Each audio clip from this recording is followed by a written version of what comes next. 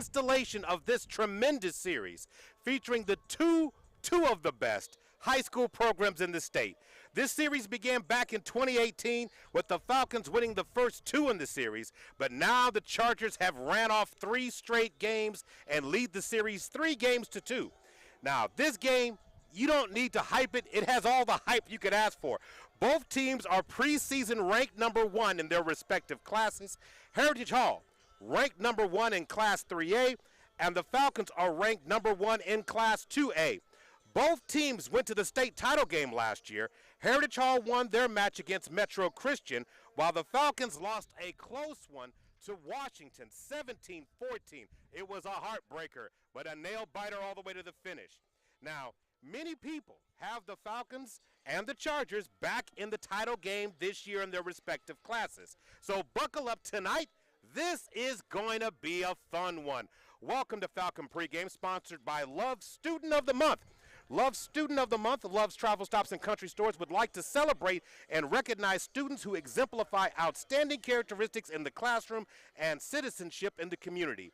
Each month, a student will be selected as Student of the Month and qualified to win a $10,000 cash scholarship. Apply your child or student today at www.kvsp.com and check out the rules and regulations as they do apply. I'm Maurice Prince, and I'll be joined a little bit later on in this pregame show with the one and only coach in the box, Gary Woods. Now, one thing everybody should know when it comes to Falcons is whether they win the state title, lose the same title, the mantra is still the same. Build and keep building. The offseason is not unlike any other program that I get to follow when it comes to their offseason program. They start lifting as soon as the season ends and start building the character and the players and getting them set for the next season. So when the Falcons come into tonight, it's not about the state title game. It's not about what happened last year. It's not about any of that. It's what happens now and what about starting about 27 minutes from now. That's what matters most to the Falcons tonight. Coach Darwin Franklin has been very testy about everyone talking about how much firepower they have, how much, experience this young team will have. He's not feeling it. And sometime during this pregame show, you're going to have a chance to hear what he had to say, as early as this morning, by the way. So the Falcons should be tonight on learning to get things better. So their priorities game 1 tonight, get a first down and get some first down that leads to touchdowns. I talked to Coach Frank Batson just a few minutes ago, and he said, I asked him what the message to the team was. He says, play hard and play every play. They're starting from the ground up trying to build this team. Now, the field is in great condition tonight. Game time temperature is hot, not going to lie, but there is a nice breeze out here. It's 90 degrees, and the winds are about from the north at about 6 miles an hour. Now, the heat will hold steady into the fourth quarter where the temperatures will drop into the lower 80s later on this evening. So, hey, looking forward to bringing you guys some great action. As I said a little bit earlier, you were going to have an opportunity tonight to hear from both coaches. You'll hear from Coach Brett Bogart tonight during this pregame show, and also you will have a chance to hear from Coach Darwin Franklin. Also, we'll get Gary's keys to the game, and if he hasn't got them, I know I do, because I can drive this car, y'all. I'm not really worried about it. But I'm going to invite you to make sure that you and join us all season long for Millwood Falcon football. If you're listening in your radio, thank you for listening tonight, but I want to invite you to go ahead and open up your phone. If you got an Android, go to Google, your Play Store. If you've got your iPhone like I do, you can go to the App Store and go download PPBC TV. PPBC TV. That's an app. Do that. You can find the Falcon page, tune in, and you can join us right here if somehow, some way, you weren't able to make it to the stadium this evening. I want to take this opportunity while I have it to go ahead and thank all our sponsors for tonight's broadcast. That is, of course, Sunbeam Family Services, OG&E, the Millwood Enrichment Foundation, First Security Bank, A-Plus Lawn Services, Big O's Pork and Dreams, Chris and Christy Harrison of Heritage Funeral Home, Wing Supreme, Love Student of the Month, Super Prep, and Perry Publishing and Broadcasting Company. SSM Health says sometimes after a hard-fought game, a player needs the services of a sports medicine specialist at SSM Health Hospitals has a great team to get a player back in the game from injury. Love's Travel Stops and Country Stores. Hey, they are our founding partner of Millwood Falcon Broadcast and continues to make our great community one prime and pristine to live in.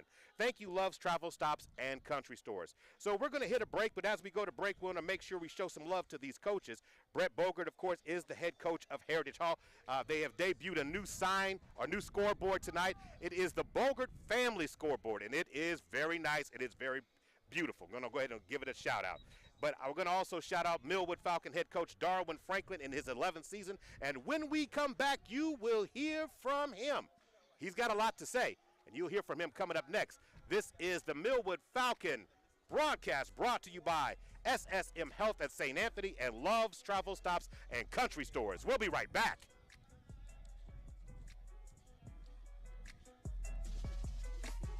OKC, All Gas presents the Have Not Foundation first annual Lottie Festival with the theme Celebrating Community. The festival will feature live concerts by Gouda Man, Syer, Super J, Eastside Baby, and more. It's all going down Saturday, September the 2nd at Northeast 13th and Lottie Avenue. If you'd like to have a food truck or vendor space, call 405-227-9919. That's 227-9919. Get ready to raise it to the roof as Daz Band hits the stage at Rockin' Brews Casino Bremen on Saturday, September 9th. Free outdoor concert and bring your own chair. Following the concert, join us for the after party. Plus, play with your Players Club card for a chance at $200 hot seats every 30 minutes from 10 p.m. to midnight. So don't miss Daz Band Saturday, September 9th at Rockin' Brews Casino Bremen on I-35 at exit 231. Gates open at 6 p.m. Show starts at 8. You must be 18 and older to enter. The IRS finally caught up with Louie. I hadn't paid my taxes in 8 years. I owed the IRS a lot of money. Louie was in deep trouble. We're going to take your house, put a lien on your bank account, garnish your pay. They don't care. They're going to take your paycheck. Louie found out about Optima Tax Relief, the leading tax resolution firm. A-plus rated by the Better Business Bureau, they've resolved over $1 billion for their clients. Optima Tax, they helped me. They calmed me down. They made me feel comfortable, and I trust them. Louie has a lot to be thankful for. I don't owe the IRS anymore, and I'm able to live a comfortable life, a lot better life. It was because of Optima Tax. For tax help you can trust, call Optima now for a free consultation. Take it from Louie. If you owe the IRS, don't go it alone. Give Optima Tax a call. They can help you. Call 800-279-6822. 800-279-6822. 800-279-6822. Optima Tax Relief. Testimonial from an actual client. Some restrictions apply. For complete details, please visit OptimaTaxRelief.com. Discover credit cards automatically double all the cash back you earn at the end of your first year, which means... Wait, hold up. Question for the audio engineer. Go ahead. Did I read that right? Discover automatically doubles all your cash back? Yeah, that's what the script says. So if I get a Discover card right now, I can earn twice the cash back. Apparently. Wait! Unlimited first-year cash back match. Only from Discover. See terms and learn more at discover.com/match. Don't settle for bumps, ingrowns, and itch due to dry skin. Venus for Pubic Hair and Skin is here with the only razor and regimen specifically designed for your pubic area, featuring a razor with a patented irritation defense bar and skincare regimen that is dermatologist and gynecologist tested. Venus helps protect your pubic skin from shave irritation. Visit GilletteVenus.com to learn more about our full regimen of products. There are 3 things I look forward to on Labor Day weekend. A really cold drink, a really good book, and really good deals. That's why I'm glad I went to Kohl's. I saved an extra $10 off when I spent $25 or more and got 50% off outdoor furniture and rugs, tees for under $10, and denim for under $35. Plus, I earned Kohl's cash. The moral of the story? Get everything you need to relax for a really low price. At Kohl's. Select styles. $10 off 25 offer and September 4th. Some exclusions apply. See store or Kohl's.com for details. It's the Ricky Smiley Morning Show. All right, y'all, Friday on the Ricky Smiley Morning Show, it's that time to see who's going to win the Dollar Tree prize pack in Battle of the Sexes. And of course, honey, I have got the hottest celebrity and your Friday color today. And we're going to kick off the Labor Day weekend with a special Jolline Chicken and Waffle Mix. Man, do not miss it Friday on the Ricky Smiley Morning Show. It's the Ricky Smiley Morning Show. It's time for the Millwood Falcons pregame show right here on Heart and Soul 92.1 and 1140. Welcome back to the Millwood Falcon pregame show. Maurice Prince here, and we'll be joined by Gary Woods very shortly. And remember, this pregame is being brought to you by Love's Travel Stops and Country Stores Student of the Month. So as we start looking at the Falcons come back loaded, folks. You've got commitments all over the place, from Jaden Nickens to Mitchell Levine, making big plays and things all over the field tonight. Be looking for those guys, but you also got Xavier Thompson coming back, Donovan Knight coming back. Then you have a chance to see some other guys step up in some of the spots that you didn't see from last year, as in Ricky Hunt no longer being here and moving on, of course, playing college ball this fall, probably starting this weekend. But when you look at overall the scale of things, Millwood still remains one of the top programs in terms of elite talent in the state. They don't just, have to rebuild, they reload, and that's what the Falcons do. Now, earlier today, on the Morning Rush featuring Jay Swick, Darwin Franklin had some opportunities to talk with Jay Swick this morning, and Jay Swick came out of the gate asking him about the big game tonight, which was up. Big game tonight, season opener, Heritage Hall. I'm glad the weather's going to be better than it was last year, that's for sure. What are your thoughts on the matchup tonight? Man, I hope the weather's going to be better than it was last year. This is Oklahoma, so anything can roll in at the drop of a dime. With Heritage Hall, you're going to get a team coached by Coach Bogert that's state champs. They have pedigree, they have expectation of being great, and they got an Andy Bass, they got a stud on their side, a few studs, probably some of the fastest guys you're going to see on the field are going to be on the other side with that track team and all those guys running. So they're going to be disciplined, they're going to be physical, they're going to be at home, it's going to be electric environment, but we have to go to work. We got to put our boots on, try to fix them in some hind parts, and get after it. You heard Coach Franklin there talking with Jay Swick this morning on the Morning Rush on CBS Sports Radio 105.3. He has all types of guests. You got to make sure you check him out, and he's kind of funny in the morning too. Now, when you look at the overall scope of it, Franklin understands what he's getting into. As he just said there, he understands and respects this Heritage Hall program. He's already named some of the key playmakers from Heritage Hall.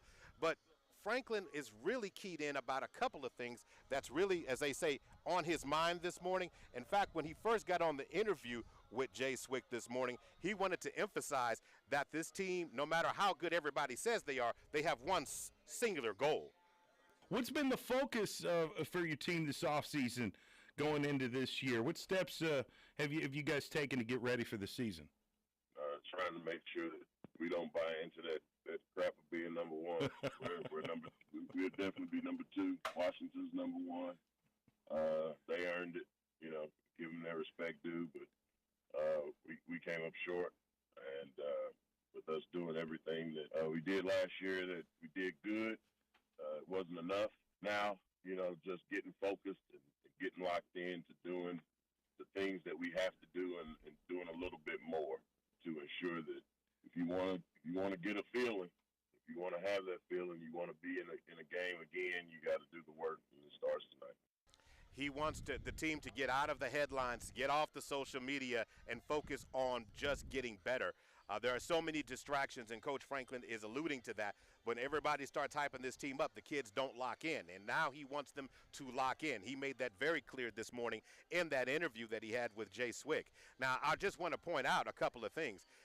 When you look at that Washington game last year, you can basically say, and talking to the coaching staff, and this is a collective thing from the Falcons coaching staff overall, from Franklin himself to Flip Batson and all of them, they lost that game by 3 yards.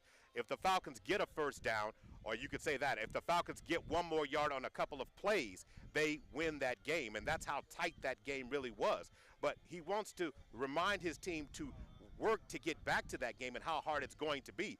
And if you look at the Class 3A rankings right now, Washington is number 2. But as far as Franklin's concerned, they're number 1 because they have what the Falcons want. And it's interesting, if you look at how these titles have been bookended in terms of the teams, Washington's first state title was against the Falcons, and I guess the last Falcon title that they had back in 2017 was against Washington. So it's kind of an interesting, dynamic when you step back and look at it, but nonetheless, the journey starts tonight.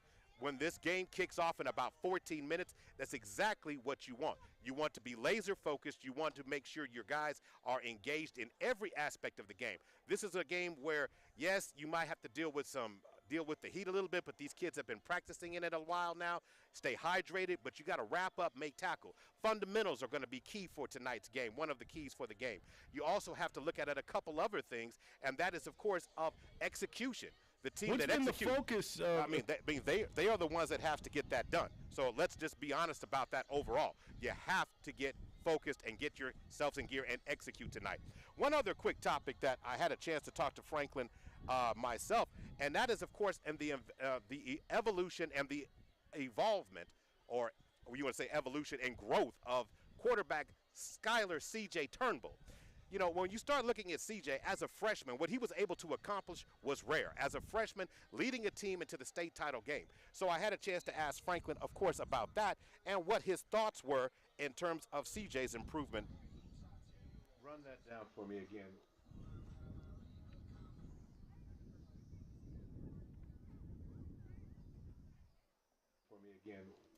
What you thought of the progression of CJ. Just the overall, him getting more reps, being a freshman and coming in and doing what he did was big. Not many freshmen can come in and say they played in the state championship, and started and developed an identity for himself and showing, hey, I'm not quote unquote soft, I'm not weak, I can play this position, I'm tough enough to play this position, not just mentally but also physically. And he did that quarterfinal game when he pulled it down, and instead of stepping out of bounds, he went right at him and finished the run, and for me, that was a big deal because it let me know, okay, you look for those keys of when they're going to turn the corner. And it was like, that was when he kind of took it and said, okay, I'm turning the corner, and I'm making my own statement for myself. And then he went back and ran track, which was big. He went and started running track, and he started developing this sense of humor about himself that the kid's gonna come in every day and eat some bread. It's just what he does. He's a very consistent creature, and probably that stands out more for me than anything else because I think I'm pretty consistent. And so for both of us, we kind of laugh and look at each other and just kind of, okay, his teammates elected him a captain, so that means that they see something in him, that as well as coaches elected him a captain this year, but coaches see it, teammates see it. That is the one and only Coach Darwin Franklin. Time for us to take a break, and when we come back, we'll get a chance to hear from Coach Brett Bogert on the other side. This is Millwood Falcon football pregame show sponsored by Love's Travel Stops and Country Stores. Old City, OKC's Heart and Soul 92.1 and 1140 wants to send you and a friend for free to the State Fair Classic HBCU football game featuring Prairie View A&M versus Grambling State and Dallas, Texas. The Classic also features live concerts by CeeLo Green and Chrisette Michelle, all taking place Saturday, September 30th at the Cotton Bowl in Dallas. You will also win tickets to get into the Texas State Fair, one-night hotel stay, and a $100 gas card. How can you win OKC's Heart and Soul 92.1 and 1140 State Fair Classic getaway? Just be the 11th caller and register to win. You also have to like and follow OKC's Heart and Soul 92.1 and 1140 on Facebook, Twitter, and Instagram accounts. The grand prize winner will be pulled Tuesday, September 26th at 5:30 p.m. with Scott Wright on Heart and Soul 92.1 and 1140. Let's go. Planning ahead makes dreams happen. Eating healthy, exercising, avoiding tobacco, drugs, and alcohol. All good things when you're planning to start a family. Take a multivitamin with folic acid every day. And use birth control until you're ready to have a baby. See a healthcare provider as soon as you think you are pregnant. Planning ahead makes dreams come true. Preparing for a lifetime starts today. Visit iio.health.ok.gov. When you switch to Boost Mobile, you can get a free Samsung Galaxy A23 5G and a pretty powerful way to get after it. Like me, Tusi, a man who fell in love with music and fell on hard times. From writing songs in my room to sitting on top of the charts. All because I made poetry out of pain and always knew I'd be on the stage singing your favorite song. Switch to Boost and get a free Samsung Galaxy A23 5G phone on America's largest 5G networks. Boost Mobile. Get after it. New customers only. Taxes extra. One device per line. 5G not available everywhere. Other restrictions apply. Wendy's new breakfast 2 for $3 Biggie bundles let you create your own delicious combo. Choose from a sausage biscuit, egg and cheese biscuit, small seasoned potatoes, and a medium hot coffee. But it's obvious which combo's the best. Sausage biscuit and small seasoned potatoes. Well, maybe it's the fresh cracked egg and cheese biscuit with a medium hot coffee. Or 2 savory sausage biscuits. Whichever you pick, you can't go wrong. Choose wisely. Choose Wendy's new 2 for $3 Biggie bundles. Limited time only. U.S. price and participation may vary. Not valid in a combo. Single item at regular price. Do you know what brand sells the most work shoes in America? Skechers. Why? Skechers has the best looking safety toe and slip resistant shoes around. They've got superior quality and simply incredible prices, but many people get them just for the style. So you can enjoy tough, steel-toed protection and slip-resistant soles anywhere, even if you don't need them for work. And since they're Skechers, you know they're going to be comfortable with Skechers' exclusive air-cooled memory foam. Find your new pair of Skechers safety toe and slip-resistant work shoes at a Skechers store, at Skechers.com, or wherever work shoes are sold.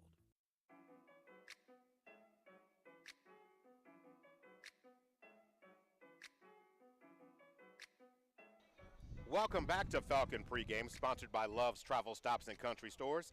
Love's Travel Stops and Country Stores is a founding partner of Millwood Falcons broadcast and continues to make our communities a great one to live in. Thank you, Love's Travel Stops and Country Stores. Want to make sure we thank all the other sponsors we have tonight. Sunbeam Family Services, OG&E, the Millwood and Richmond Foundation, First Security Bank, A-Plus Lawn Services, Big O's Pork and Dreams, Chris and Christy Harrison of Heritage Funeral Home, Wing Supreme, Love Student of the Month, Super Prep, and Perry Publishing and Broadcasting Company. When it comes to Heritage Hall, all I need to tell you is state title winner. And they, the season, off-season went very fast for them as they get back. But they're bringing back a boatload of talent, folks. They're bringing back all the 5 starters from last year on their O-line. And, of course, one of the best players in the state already committed to the University of Oklahoma. That's, of course, quarterback Andy Bass. Jay Swick had a chance to talk to Coach Brett Bogert as well, and this is some of the comments he made in regards to his star quarterback. Now, your starting quarterback, I think everyone's pretty familiar with Andy Bass, recently committed to the University of Oklahoma. He's back again as your quarterback for his senior year. What makes him such a special football player? What's it like coaching him? It's a blast coaching him. I mean, he really is a dream to coach. He does everything the right way. I've said this over and over again. He's probably the most disciplined kid we've ever coached. He takes care of the football part and the strength part, the weight room part. That's every good athlete pretty much takes care of that, but he goes the extra mile. Like he pays the attention to detail with his diet, his hydration, his sleep is really quite amazing to coach. And the fact that he can take a chewing a little bit. My dad and I are known to get after quarterbacks. We've gotten after him for quite a while, and he handles it, and he actually welcomes it. He loves being coached hard, which is really fun when you can coach your quarterback and arguably your best player as hard as anyone on the team. It's a great reflection for all the younger guys to kind of see how we operate. Coach Brett Bogert on the Morning Rush with Jay Swick on CBS Sports Radio. Appreciate that interview. Had a chance listening to that. You hear how much admiration there is for the team. Now, the coin toss is going on the field right now, folks. And it looks like Millwood will be coming from what will be the north end zone. And just about 5 minutes and 16 seconds to go as they are sorting things out there on the field. This is going to be a high-impact game, and I look forward to bringing it to you. So, as the teams are breaking out, Millwood is pumped, running off the field. Tonight they're wearing their blue pants with white jersey with blue trim. Heritage Hall is wearing their dark blue jerseys with gold numbering on their jerseys. It's going to be a great game tonight. Clash of the Titans. So what are the keys to the game tonight? For the Falcons, what you want to do is try to control the line of scrimmage and limit mistakes. Control the line of scrimmage, limit mistakes. Also tonight, hey, less is more tonight. It's not about the explosive plays. It's about not giving them up. So tonight, you want to make sure you want to give your chance to stay in the game as long as you can, is giving yourself a chance to win when it's all said and done. 4 minutes and 22 seconds to go before kickoff. We'll take our final break of pregame, and we'll come back as it will be time for live action. Clash of the Titans, Class 3A, number 1 preseason, the Heritage Hall Chargers, and your number 1 Class 2A, Millwood Mighty Falcons. Coming up next right here on Heart and Soul 92.1 and 1140.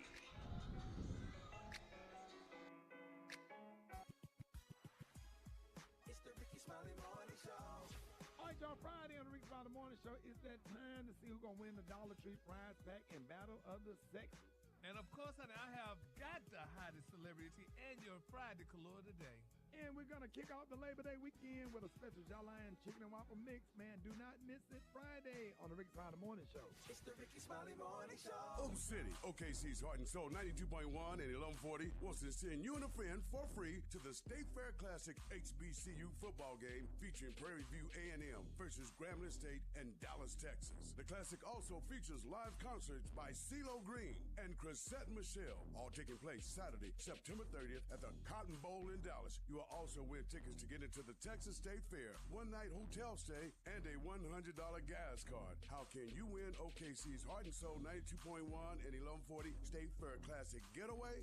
Just be the 11th caller and register to win. You also have to like and follow OKC's Heart and Soul 92.1 and 1140 on Facebook, Twitter, and Instagram accounts. The grand prize winner will be pulled Tuesday, September 26th at 5:30 p.m. with Scott Wright on Heart and Soul 92.1 and 1140. Let's go. Planning ahead makes dreams happen. Eating healthy, exercising, avoiding tobacco, drugs, and alcohol. All good things when you're planning to start a family.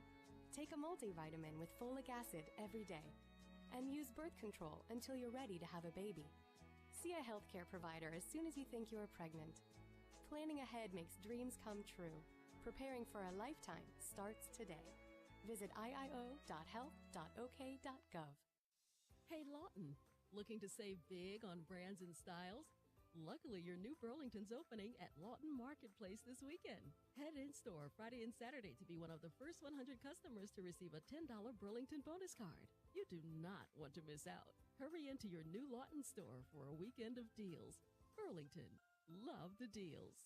Must be 18 and older. Card only valid this weekend. Visit burlington.com/grand opening for details. When you switch to Boost Mobile, you can get a free Samsung Galaxy A23 5G and a pretty powerful way to get after it. Like me, Tusi, a man who fell in love with music and fell on hard times. From writing songs in my room to sitting on top of the charts. All because I made poetry out of pain and always knew I'd be on the stage singing your favorite song. Switch to Boost and get a free Samsung Galaxy A23 5G phone on America's largest 5G networks. Boost Mobile. Get after it. New customers only. Taxes extra. One device per line. 5G not available everywhere. Other restrictions apply. KRNP, K221FQ, Oklahoma City. The all-new Heart and Soul 92.1 and 1140, a Ferry Broadcasting Station.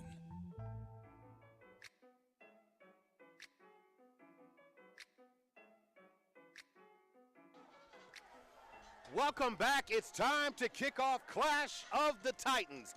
The mighty Millwood Falcons here on the north side at Charger Stadium taking on Heritage Hall. Millwood will be receiving the ball. It looks like they'll be kicking the ball off. And Heritage Hall looks like they're set to receive the ball. The returner up deep is Carter Counts. Want to welcome into the booth the one and only, the coach. He made it, folks. Coach Gary Wood said he wouldn't miss it for nothing. Yeah, Coach Woods is nationwide now, so just got off the road, ran in here, made it for kickoff. Happy to be here. I couldn't be happier if I was twins. So, Coach Woods, when it comes to this, what should be the energy, what should be your emotions for this evening if you're the Falcons coming into the night? Well, their emotions are going to be flying high, nerves high. The reason why is because this is the first game of the season against a heck of an opponent. 2 state championship caliber programs, 2 different classes. Got to keep that in mind. I wish that this game could be played later in the year, because what we're seeing tonight is really kind of like a preview as to what these two teams are gonna, kind of what they bring to the table. But the reality of it is that these will be two very different teams at the end of the year. Squib kick. The Falcons try to catch him napping early. Ball's going to be down at the 40-yard line. It's going to be 1st and 10 for the Chargers. Our first chance to look at the senior, Andy Bass, OU commit, as you heard him pregame, coming out. Yeah, this is basically a demonstration of D1 high school talent across the board. Of course, the Millwood Falcons having a couple of D1 prospects in their own right. I'm just saying, in this senior class, you got, the 4-star himself, Mr. J. Nick, and then, of course, you got Miko Levine, who's committed also to North Texas. North Texas, here we go, set to action. 4 receivers, trips to the right side, and Andy Bass is going to call his own number. And nice hit in open field on that outside. Tackle made, looks like a hit made by number 44, Kenneth Childs. The junior linebacker came up from that linebacker spot and made good contact. Short gain of about 4 on the play, 2nd down, and what will be a gain of 3, 2nd down and 7. Great play by Childs. He stayed home. He didn't go with the fake zone read to the right. Stayed at home, read his cues, came up and make a good tackle. Andy Bass calls for it. He's going to hand it off, and the belly, right up the middle. Breaking tackles, getting to the outside. Barrett Travis, the running back, junior running back, is going to get a 1st down for Heritage Hall. Taking the ball across midfield and into Falcon territory. They're going to mark him down at about the 43-yard line. 1st and 10 for the Chargers. 11-17 to go in the first. 0-0 is our score. Clash of the Titans is on the way, folks. Inside zone play over the left side. As you can see, that returning offensive line for the Chargers looking pretty good early on here. 3 receivers, 2 receivers stacked on the side. Bass running the ball. Calls his own number. Sweep play to the outside. Takes the ball inside the 40. Going to be knocked down. Tackled by a host of Falcons. Tackle led on the way by Zaire Fisher coming up making contact. Yeah, first contact was made by Cameron Carter. He was one that I was glad to see out here today. He kind of set out a lot of the preseason due to a hamstring injury. And then also, too, looking forward to seeing Miko Levine out there as well. 3 receivers. Twins stacked on the right, 1 back in the backfield. Bass with time on the clock, 14 seconds. They snap it. Going to give the ball to Travis again. Travis for a short gain, maybe a gain of 1 on the play. Setting up 3rd down, and what will be, Gary, it looks like at about 3 yards to go. Yeah, that was a good tackle by number 34, Deshaun. I'm assuming it's Buford. It looked like there's a typo on the roster, but again, inside play right now, being challenged by the Falcons defense. The Chargers are coming right at them. They're not running. 3 receivers. Twins to the outside. Pass on the comeback route. Staying in bounds and fighting his way for 1st down yardage down to the 30-yard line. Good catch on the outside by Rashad Smith, the wide receiver, senior wide receiver for the Chargers. Pretty good play call. Fake the zone read across to the right. Drop back through the hitch to the outside. Situations like that, the cornerback, number 14 for the Falcons, Terrence Taffy, got to keep his feet, got to keep his head up, make the tackle, or it'll turn into extra yardage. 3 receivers, Twins stacked to the right. Bass throwing against it. Screen play. Going to be caught. Getting to the outside. And he's still walking down the sideline. Are they going to say he got in? And they did. Chargers get in with a touchdown play from 19 yards out. That would have been, if the tackle would have been made, that would have been a gain of about 3 yards. But as you can see, 2nd time around, play went back towards the corner. Taffy came up, dropped his head, missed the tackle. 6. Rhett Davis is the tight end on that tight end screen on that play. Yeah. Made a great play and then stayed in bounds and tiptoed down the sideline for 19 yards for the first score of the game. No, the Falcons read it perfectly, but you got to execute. You got to see what you hit. You can't drop your head. You can't close your eyes and hope for a tackle. You got to actually put that right there, right where it needs to be, and that's in between the numbers. Okay, so we have the team, what they call the split extra point attempt, and let's see if they line up. Yeah, and they swing shift. And gate, you got to watch out for it. The moment you don't, they'll throw it out there and they'll walk right into the end zone on you. All right, extra point attempt. Snap up. Snap is up. Kick is good. And it looks like the kick is in there by number 12, Cal Welker. Early games like this, Mo, of course, Heritage Hall looking sharp. Early games like that, you're going to see these kind of mistakes. right? We didn't have Taffy a lot of the preseason. He's getting the start tonight. Got a little rust there as an example. You know, we got to fortify the front. Again, right now against a good team, when you've not been there taking those reps in the preseason, I'm talking about the scrimmage at Hara or the scrimmage down in Ardmore, you know, being a part of the 7-on-7, you get a little bit out of position. Let's see if the guys can get to the sideline, have the defensive coordinator rally the troops. Yeah, and that's exactly right. We want to go ahead and make sure we thank our sponsors for tonight's broadcast. We want to thank Sunbeam Family Services, OG&E, the Millwood Enrichment Foundation, First Security Bank, A-Plus Lawn Service, Big O's Pork and Dreams, Chris and Christy Harrison of Heritage Funeral Home, Wing Supreme, Love Student of the Month, Super Prep, and Perry Publishing and Broadcasting Company. Having a chance now, Gary, as we're going to get our first look at the Falcon offense this year.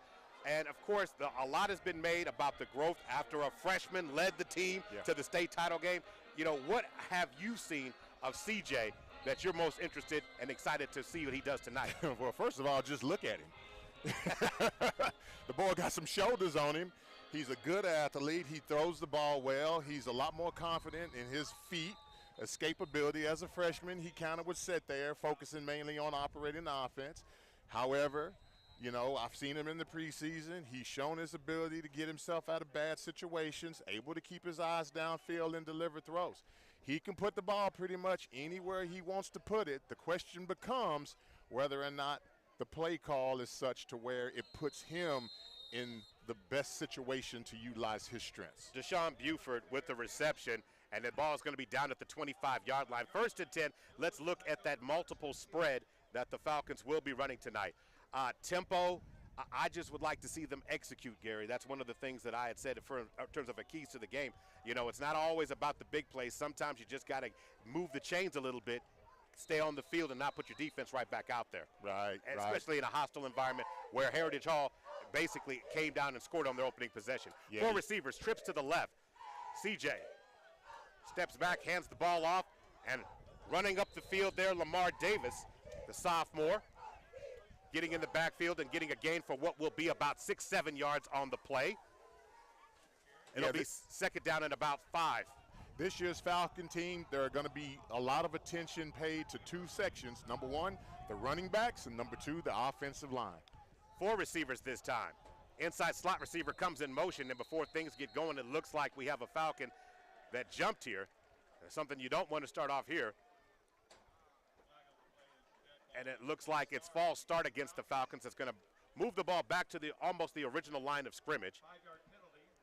It's going to move it back to what will be the 24-yard line. 25. All right. So 2nd down and 10 now. 4 receivers now. Trips to the left. 15 seconds on the play clock. Plenty of time. Look like there's some confusion out there, Mo. Yeah, everybody's trying to get lined up. 9 seconds on the clock. Calling for it. Handing the ball off. And trying to get to the outside. Nice move. Making a couple of Chargers miss. Getting out to the 30-yard line. Lamar Davis didn't see it right in the middle of the field. Kind of come off that tackle gap. Yeah. Then decided to break it to the outside. And glad he did. Showed that he had a little bit of burst there, Gary. Yeah, he actually had to make that bounce to the outside. There just wasn't much there. You know, right now, as I'm sitting here looking at what's happening on the offensive and defensive front, the defensive line for the Chargers is getting a pretty good push up there. The Falcons really need to buckle down and come off the ball and win that line of scrimmage. All right, 3 receivers now, twins to the right. CJ wearing number 3 tonight. Change the call. Adjusting it with 8 seconds on the play clock, plenty of time. 8:12 to go. Ball is snapped. CJ steps back, going to put it up. Steps up in the pocket, feels the pressure, and he tries to escape, and is going to be wrapped up, and down he goes in the hands of number 55 for Heritage Hall that time. Getting in the backfield and bringing him down was Xavier Freeman, the defensive lineman, as that clock ran out. 4th down and 6, and now the Falcons are going to have to punt the ball away. Yeah, CJ dropped back, and, of course, that pressure came from the outside, which forced him to step up. That's something that, again, young quarterbacks, they have to learn how to step up and still keep their eyes downfield. That time when CJ stepped up, his eyes immediately came down into the pass rush. Jordan Harris back to receive the ball for the Chargers. Good snap. Kick is away. He needs to learn how to fall down when he gets brushed by end defenders. over end, but it takes a nice Falcon bounce inside the 30-yard line, and it's rolling. Looks like it's going to be down near the 20-yard line. That was a good punt. Great punt. Great punt. Flipped the field position. It's going to make the Chargers work a little bit as the ball will be spotted now at about the 22 or 23-yard line. The Chargers' first possession, Gary, was right about the 40-yard line as the Falcons tried to squib it a little bit to get them going. But now the Falcons are going to have to make them work a little bit. The Chargers scored on their opening possession, ending up with a 19-yard tight touchdown reception on the play by number 34, Rhett Davis, as he tiptoed down the sideline to get in. 6:50 to go as the Chargers go to work. 3 receivers make that two receivers split. Ball is snapped. Gonna throw it deep, down the seam. He has a receiver open, just out of the outstretched arms of Jordan Harris. He got behind the secondary there. Back there, I don't know if it was Zaire Fisher. No, it was Jamarion Franklin on the coverage, and let me tell you, he was beat by a good 5 yards. You know, overthrow came at a good time. Again, you know, you gotta read your keys. If there's cover 4 or cover 2, which looks like it was either one of those 2 coverages, too high safety look, there's no way there should be a situation where the receiver gets behind both the safety and the corner. 3 receivers now. Ball's going to be snapped. Ball's in the hands right now and will be brought down on the outside, trying to get to the sweep to the outside. Ball was in the hand that time of Barrett Travis. So it looks like Terrence Taffy on the tackle there. 3rd down and 8. 6:23 to go in the first quarter. This time check is being brought to you by A+ Lawn Service. Do you want your home lawn or company lawn to look green, full, and healthy? Then call the professionals at A+ Lawn Service. Owner Milo Wilson and his staff will take great care of you. Just call for an appointment, 405-535-5139. Pass over the middle, intended for Davis, incomplete. Bass was getting pressure in the backfield, but it's now going to be 4th down, and Heritage Hall is going to have to punt the ball. So good job by the Falcons. Defense. Yeah, this is a good job. 1, 2, 3, and out. Again, the only thing that you would want a little more is just if you could have forced that last throw into an interception. Zaire, if he would have had his feet, he would have probably had that pick. He has a great sense for the ball, and I'm waiting on him to break on one tonight. All right, Bass's kick is low. Returnable. But Xavier Thompson has it at the 40. He breaks out to the 45. He's at the 50. He's still on his feet at the 40. At the Charger 40, he's going to be brought down at the 35-yard line. It gets the Falcon crowd juiced up. Positive yardage for the Falcons. So now they're in plus territory. Now let's see if they can execute here, Gary. Yeah. Right away, you want to come out and see, you know, what the play call is going to be. You have a nice change of pace situation provided by Xavier Thompson. Up, they have a holding call. So a holding penalty is and it's a spot foul. So based upon where it took place, so the officials are saying that was way back here. They're going to move the ball back inside the 45-yard line, inside the 40. Just wipes out all the good stuff that Xavier gave us. Wow. So the ball will be spotted at the 34-yard line, Gary. You're talking about a change of almost 40 yards there, Gary, from that penalty, based upon where the spot of the ball was. Man, but anyway, it doesn't take away the fact that, you know, that was an exciting return by Thompson. So 3 receivers now. Twins to the right. CJ's going to throw it. Screen pass to Davis. Pass incomplete, 2nd down. So CJ trying to get comfortable. 5:38 to go. 7-0 is the score. This is Millwood Falcon football. So now, Gary, short passes seem to be something that the Falcons are looking to exploit tonight. Yep. They're trying to do screen passes with the running backs right now. Probably going to have to get some of the receivers and also some jet sweep motion going here. Yeah, try to get the defense running from sideline to sideline. That 3-3 stack is really tough because, again, right there, you just saw it. They blitzed all 3 linebackers. Jet sweep, but still staying on his feet. He gets out of it. Donovan Knight takes the ball up to midfield and gets a Falcon 1st down. Yeah, great carry by Knight on the jet sweep. He broke 2 tackles on that play, kept his feet turning, hit the outside. Again, it's just one of those extra effort things early on like that. That's what you got to give in order to get things going for the Falcons. Everybody got to give just a little bit more. Ball spotted at the 49-yard line. That is a Sunbeam Family Services first down. More details in just a moment. 3 receivers, but nice job on that play. Breaking tackles, going for the extra effort. 3 receivers. Inside slot goes in motion. And before things get started, they're going to blow it dead for false start. Yeah, it looked like we had 2 Falcons moving at the same time. Sunbeam Family Services. We all deserve a bright future. Sunbeam's Family Services provides affordable and convenient mental health services for families and children at Early Education and Community Hope Center located in the former Edwards Elementary School. For more information, visit sunbeamfamilyservices.org. Back to live action. 3 receivers, twins to the right side. Pistol formation. CJ standing at the 40-yard line. The Chargers showing blitz, and they come from the outside. And CJ's going to have to unload. Has a receiver open. A little too high, intended for Tyshawn Buford, the junior. Let me tell you, that play call was set up nicely. CJ, with his feet, kept the play alive, rolling right. Had the receiver in the flat, off the hands. Again, this is some of that early season stuff. Again, 3-4 games in, that play is going for 6. Yeah, it was a beautiful call. It was the right call against that defense. 4:39 to go as they come set. 4 receivers, trips to the right side. CJ, shotgun, single back. 6 seconds to snap the ball. Falcons get it off. CJ feeling pressure, rolls right, plants his feet, throws a deep pass to the outside, and it's going to be intercepted. Yeah. On the play. Deep call by Rashad Smith, playing DB back there.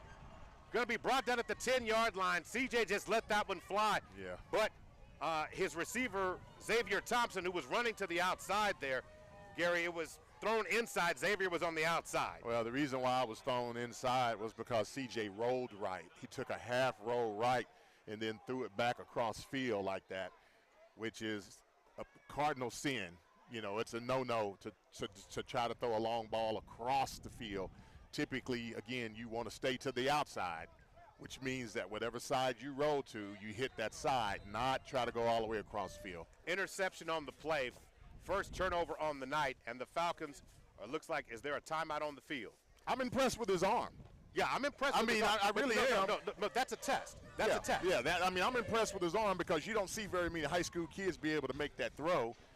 And he was probably about 7-8 yards off on that throw, but again, that's just one of those things. Still a sophomore, still learning, still trying to understand, what is and what is not the right thing to do. Whether you have a sprain or a broken bone, at the SSM Health Bone and Joint Injury Clinic at 13401 Northwestern. Finding rewarding career at OG&E.com.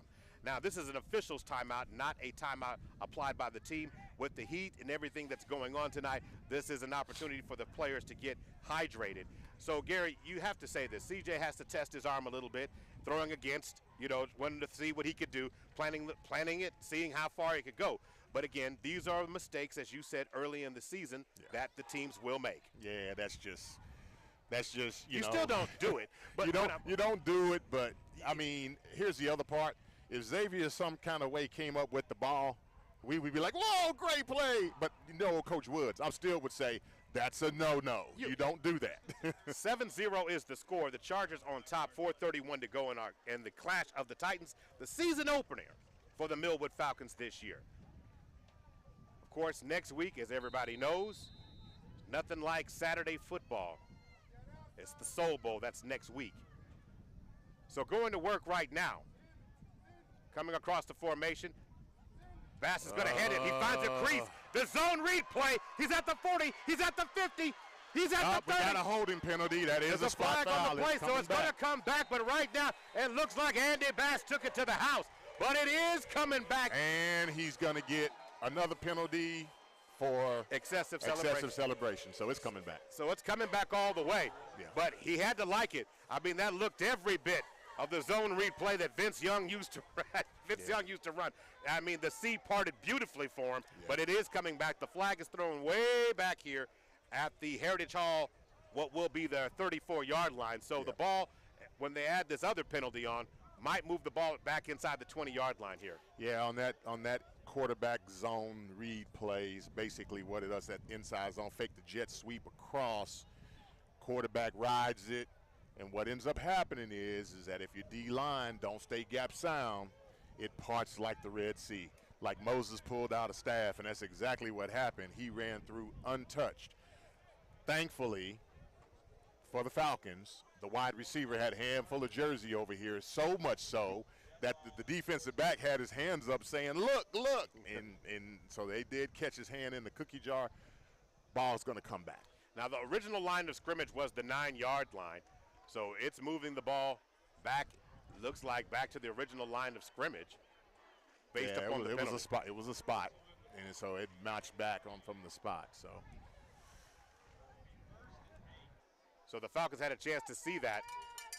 So Andy Bass reloads.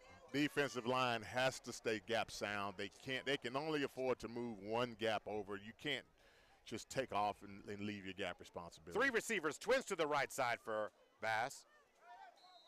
And before things get started again on the outside, it looks like Jordan Harris thought it was Hut, not the hike. So it's going to be a false start against him. That'll be half the distance. So moving the ball back inside the 11-yard line, back to the 6. So first down and 13. The Falcons getting another break here, Gary. Need to take advantage of this. Yeah. So let's see what Coach Bogert decides to do here in this situation. 3 receivers, twins to the right side. The inside zone this time. Good job by Cameron Carter on the tackle. Carter on the tackle. Tries to run to the outside, going to be brought down. Good tackle, no gain on the play. Second down, 13. Clock is now under 4 minutes to go. So no gain. Good job. Falcons got to stay on their feet. Because you know Bass wants to get that play again, Gary. There's no question about it. He wants to come right back. And believe you me, they're going to come back to that play. Now going to work right now. Ball snap. Bass is going to throw to the outside. Pass is going to be caught. That's what you want. Good Short job gain. by the Falcons. Looks like the ball's going to be caught at the 10. Yep, keep all that stuff in front of you. Just be patient, rally up, keep your head up, make a good tackle is all that's needed. Again, kicking game, particularly the punt game for the Chargers, hasn't necessarily shown itself to be that strong. This is a great place if you can get them to punt. That'll be ideal for the Falcons. Ball snap. Bass is going to put it up. Steps up in the pocket. Throws to the outside. Has a receiver open. And it's going to be caught. He's at the 40. He's at the 30. At the 20. 10. Touchdown Chargers. Again. Oh, my. Yeah. No, that was just a long throw, long catch. I'm telling you, that receiver from Heritage Hall, what's his name, Mo? Sorry, I'm trying to catch the roster. He must be a track guy because he's running by. Talking about Jordan Harris. Jordan Harris. George Harris with the reception from Andy Bass. 89-yard touchdown pass. He's looking pretty good out there. I mean, you know, from a coaching perspective, when I look at it, he's repeatedly got behind the defensive backs from the Falcons. So here we go with the extra point attempt and 2 big-time plays. And they run a quick screen to the outside. Didn't get in. And they're going to say he is going to be brought down. So it's going to be marked short. So the 2-point conversion is no good. But the Chargers extend the lead to 13-0. Going to take a break. We'll be right back. You're listening to Millwood Falcon Football, brought to you by SSM Health at St. Anthony and Love's Travel Stops and Country Stores. We'll be back in just a moment. Injuries don't wait.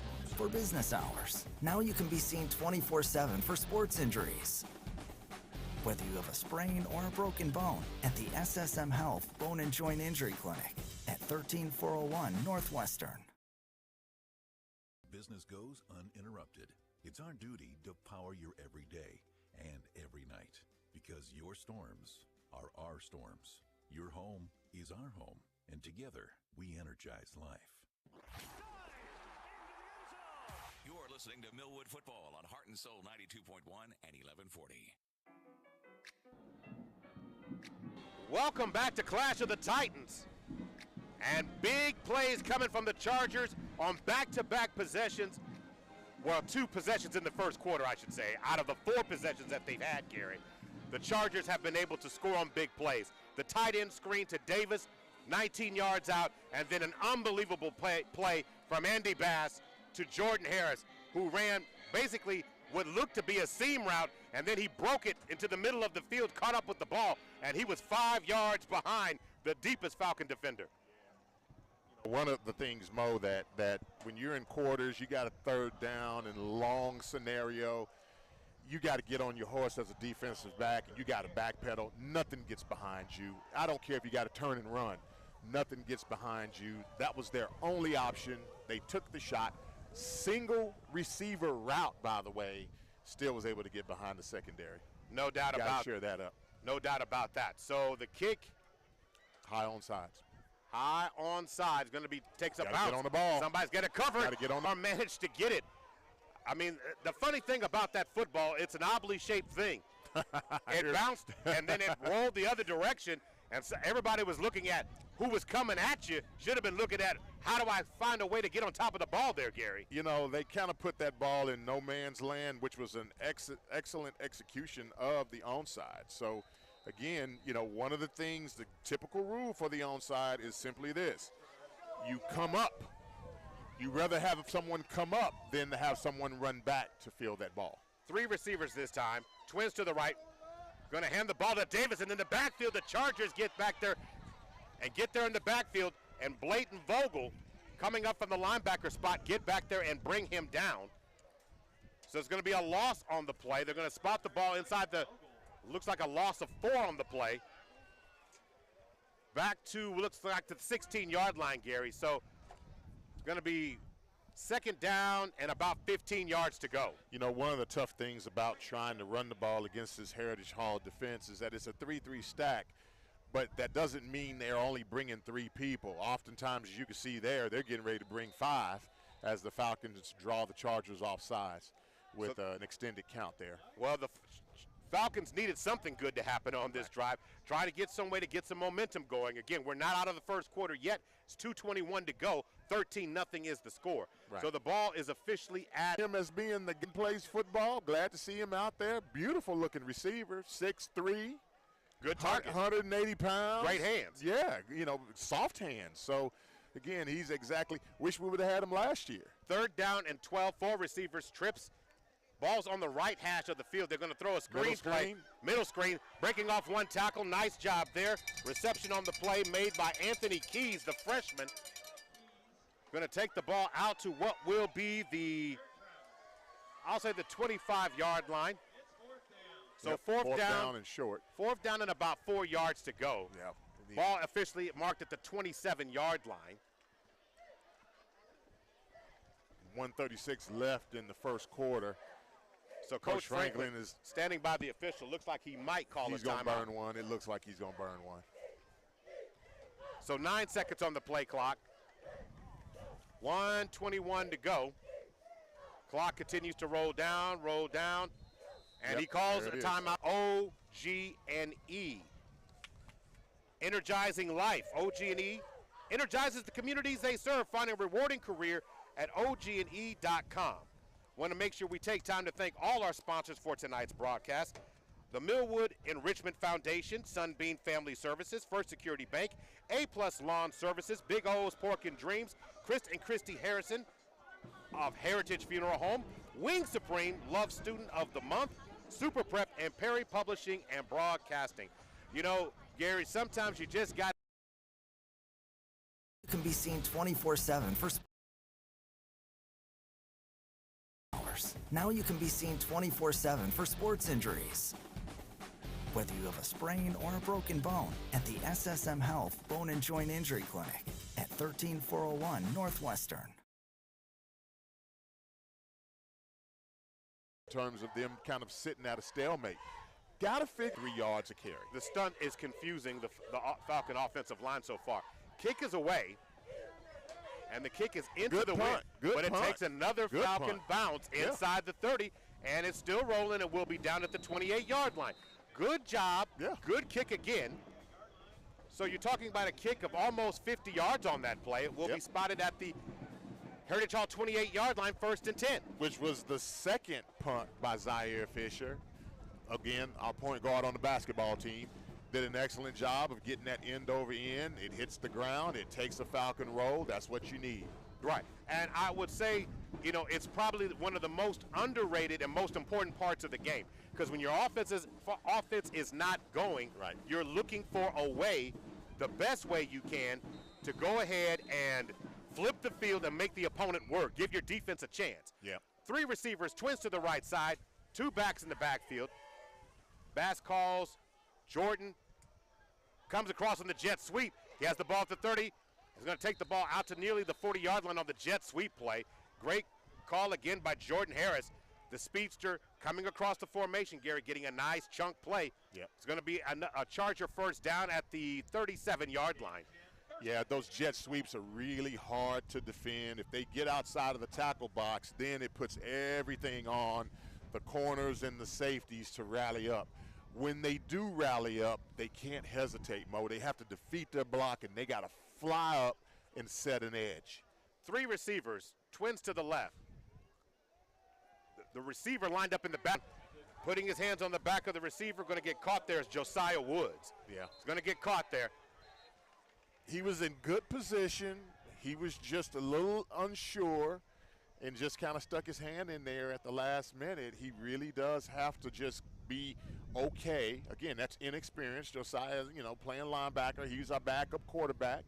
And last year as a freshman, he and CJ both were our quarterbacks. And so he's such a good-looking athlete, 6'2", 190 pounds. Coach said, hey, we got to use this guy on defense. We just can't have him sitting on the sideline looking pretty. So pass interference is the call. That will give the Chargers a first down into Falcon territory at the 47-yard, at the Millwood 47-yard line. 1st and 10. The Chargers going to work with 20 seconds left to go with 13-0. 20 seconds left on the clock. Ball is snapped. Going to swing it to the outside. This time Jordan Harris again getting caught out of the backfield. Yep. Eluding 1, eluding 2. Yep. Again, that's just a little bit of a fundamental breakdown. Taffy missed the tackle predominantly because he took an inside charge versus an outside charge. If you're the corner on the edge, you got to take the outside charge to make the ball carrier cut back into the defense. Inside, right. If you go inside and leave the outside open, now you're making it that much harder for your defense to rally to the tackle. 3 receivers, twins to the left side, 1 back in the backfield, 13 seconds on the clock. He ran out of bounds. Bass is rolling to the left, going to throw it ahead again to the outside. Good tackle by Taffy. Barrett Travis gets the call. That was Xavier Thompson that made that tackle. Xavier Thompson is going to make the tackle, going to get the ball down to the Falcon 31-yard line, knocked out of bounds. So 1st and 10 Chargers from that spot. 13-0. Chargers on top. Clash of the Titans on a Thursday night. Falcons looking for a way to get the momentum back on their side. Right now the Chargers are in control. So 3 receivers, twins to the right side. Andy Bass standing at about the 36-yard line. 9 seconds on the play clock. He gets the ball, steps back, going to fire to the outside. Reception made by Jordan Harris, going to be brought down immediately on the outside by Terrence Taffy, and that will be the final play of the first quarter. Clash of the Titans on a Thursday night. The Chargers up 13-0. We'll be right back for the start of the second quarter. You're listening to Millwood Falcon Football, brought to you by Love's Travel Stops and Country Stores and SSM Health at St. Anthony's.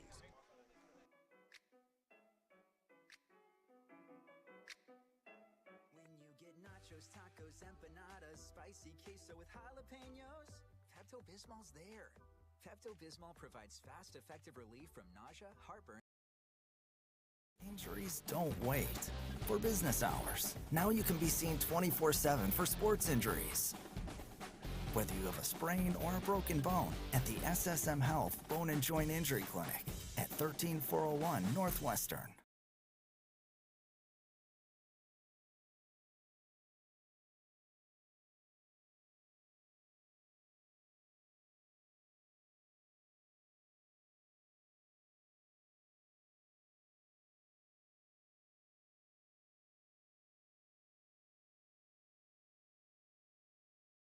The Titans kicking off official week 1. Falcons look to try and get a stop here, but the Chargers are on the move.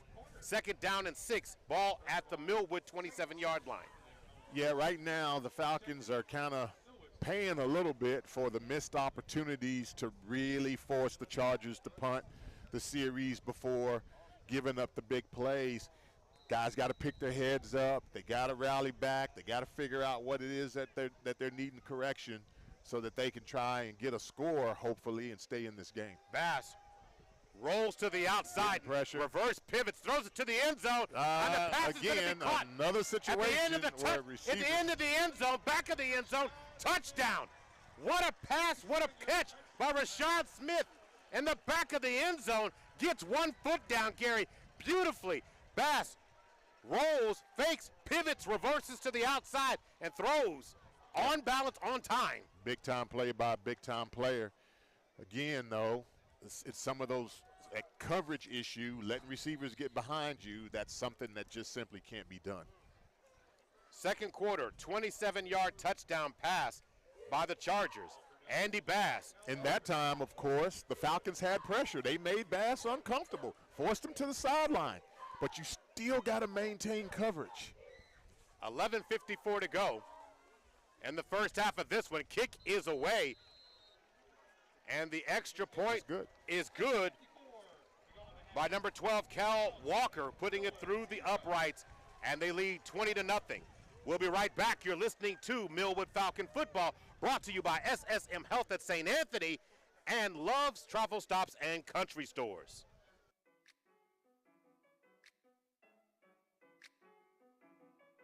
There are 3 things I look forward to on Labor Day weekend: a really cold drink, a really good book, and really good deals.